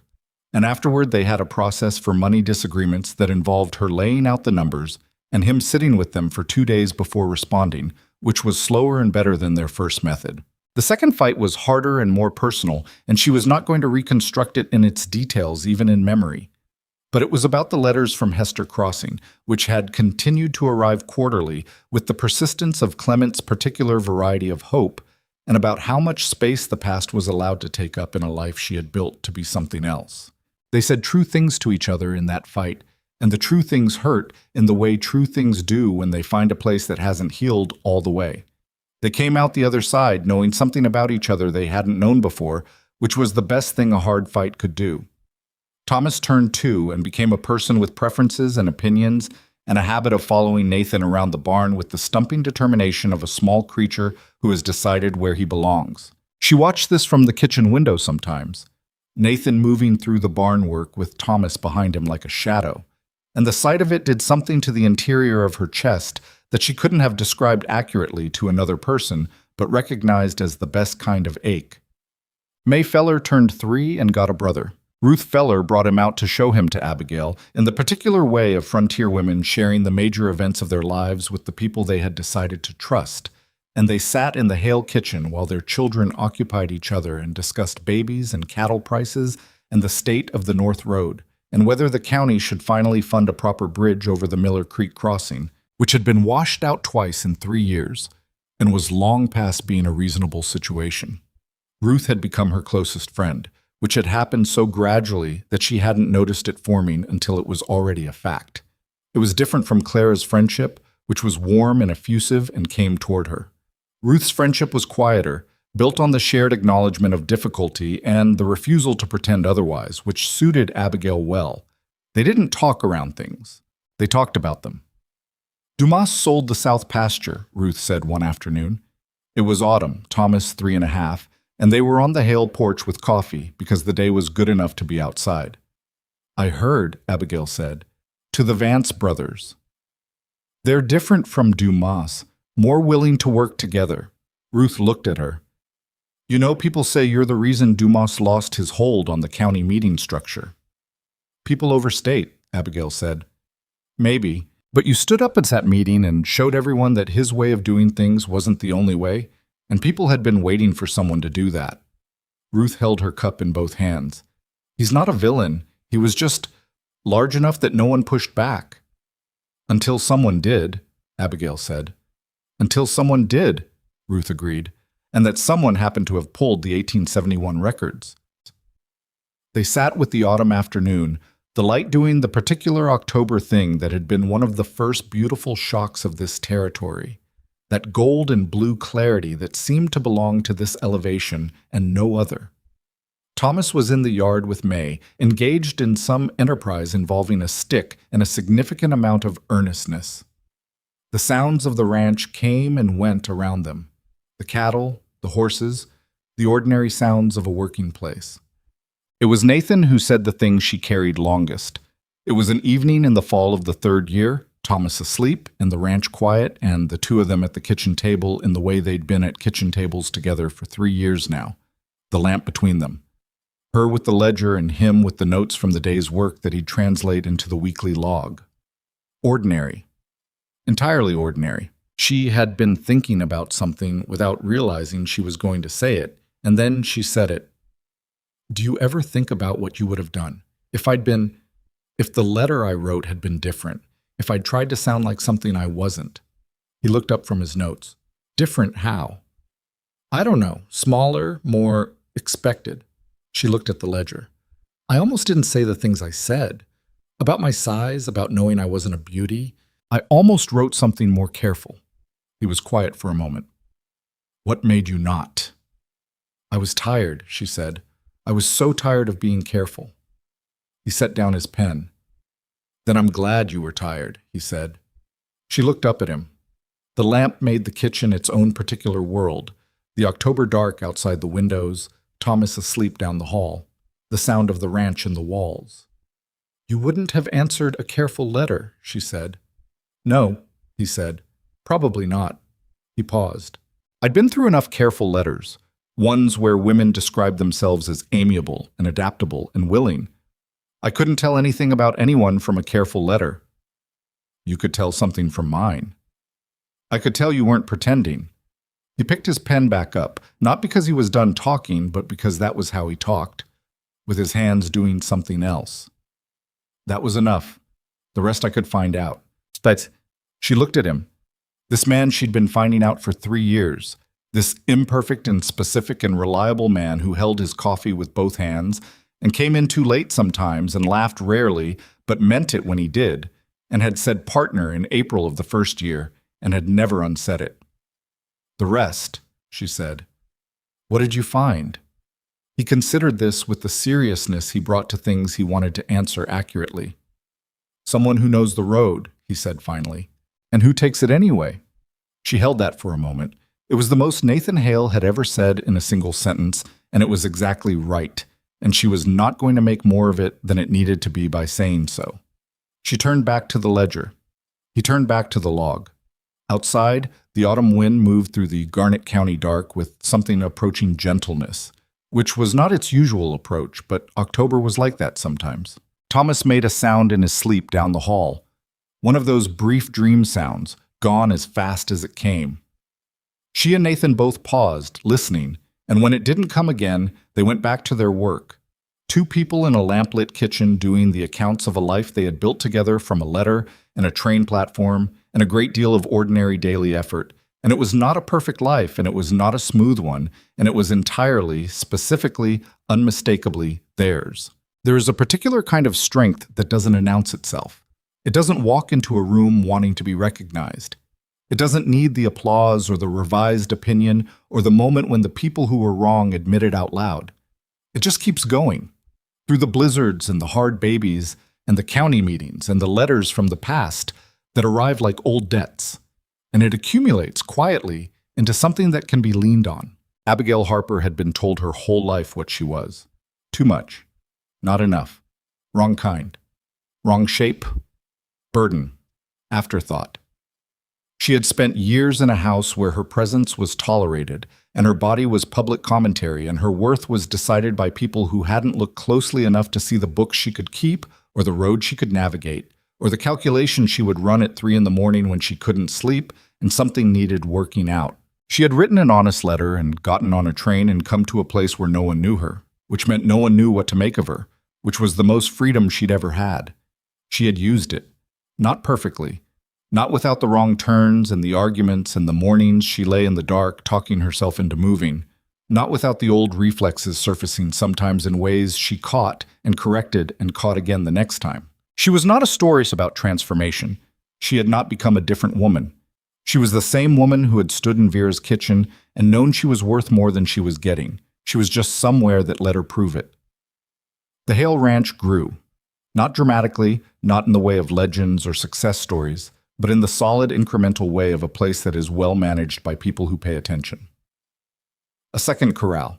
A proper root cellar. 2 more cattle drives to Carver's Crossing, and a relationship with Lyle Foss that had become the kind of business relationship built on years of clean books and reliable delivery. A garden that actually produced because she'd spent 3 seasons learning the soil. A second lamp in the main room because she'd decided they no longer had to read in insufficient light. Thomas grew too, into a boy who was quieter than you'd expect from such a noisy beginning, with his father's way of looking at things and her way of deciding what to do about them, which she thought was probably a useful combination for a person to have. He learned the cattle the way she'd learned them. He had Nathan's feel for the land and her instinct for the numbers, And he didn't know yet that those things together were worth something. He would learn. May Feller grew into a girl who came to the Hale kitchen once a week with questions about the creek levels, about the calving records, about how you figured out when to push to carvers and when the timing was wrong. She was 10 years old and she was paying attention in the way of a person who intends to do something specific with what they learn. And Abigail answered her questions with the directness she'd always wanted someone to use with her and hadn't gotten until it was almost too late. That was the thing she understood now, in the accumulated years of it.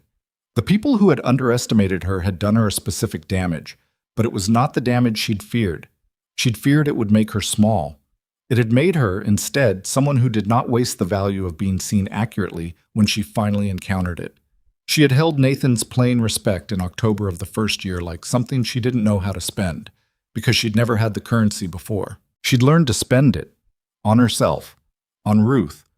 On May asking questions in the kitchen. On the honest letter she would write someday to the daughter or the young woman who was doing the same desperate mathematics she'd once done, adding up what was left when everything that was supposed to matter about you had been decided by someone who wasn't paying enough attention. The letter would say, write the honest one. Be tired of the careful version. Get on the train. It would say, know the road. Learn it before you need it. You will need it. It would say, the distance between who you are and who they've decided you are is not a failure. It's a frontier. Settle it. The October evening wound down into night. Nathan closed the log. She closed the ledger. Thomas slept. The ranch held in the dark the way good-built things hold. Not perfectly, not without the creaks and complaints of structure under weather, but fundamentally, solidly, in the way of something meant to last. She blew out the lamp. In the dark, she could still see the shape of the kitchen, the window she'd rehung, the shelves she'd organized, the map above the desk that Nathan had put on the wall in December of the first year and had never taken down. She knew this room in the dark the way she knew the North Road and the Miller Creek crossing and the particular sound the brindle cow made before a weather change. She knew this place. She had learned it. She had earned the knowing. That was the whole of it, and it was enough.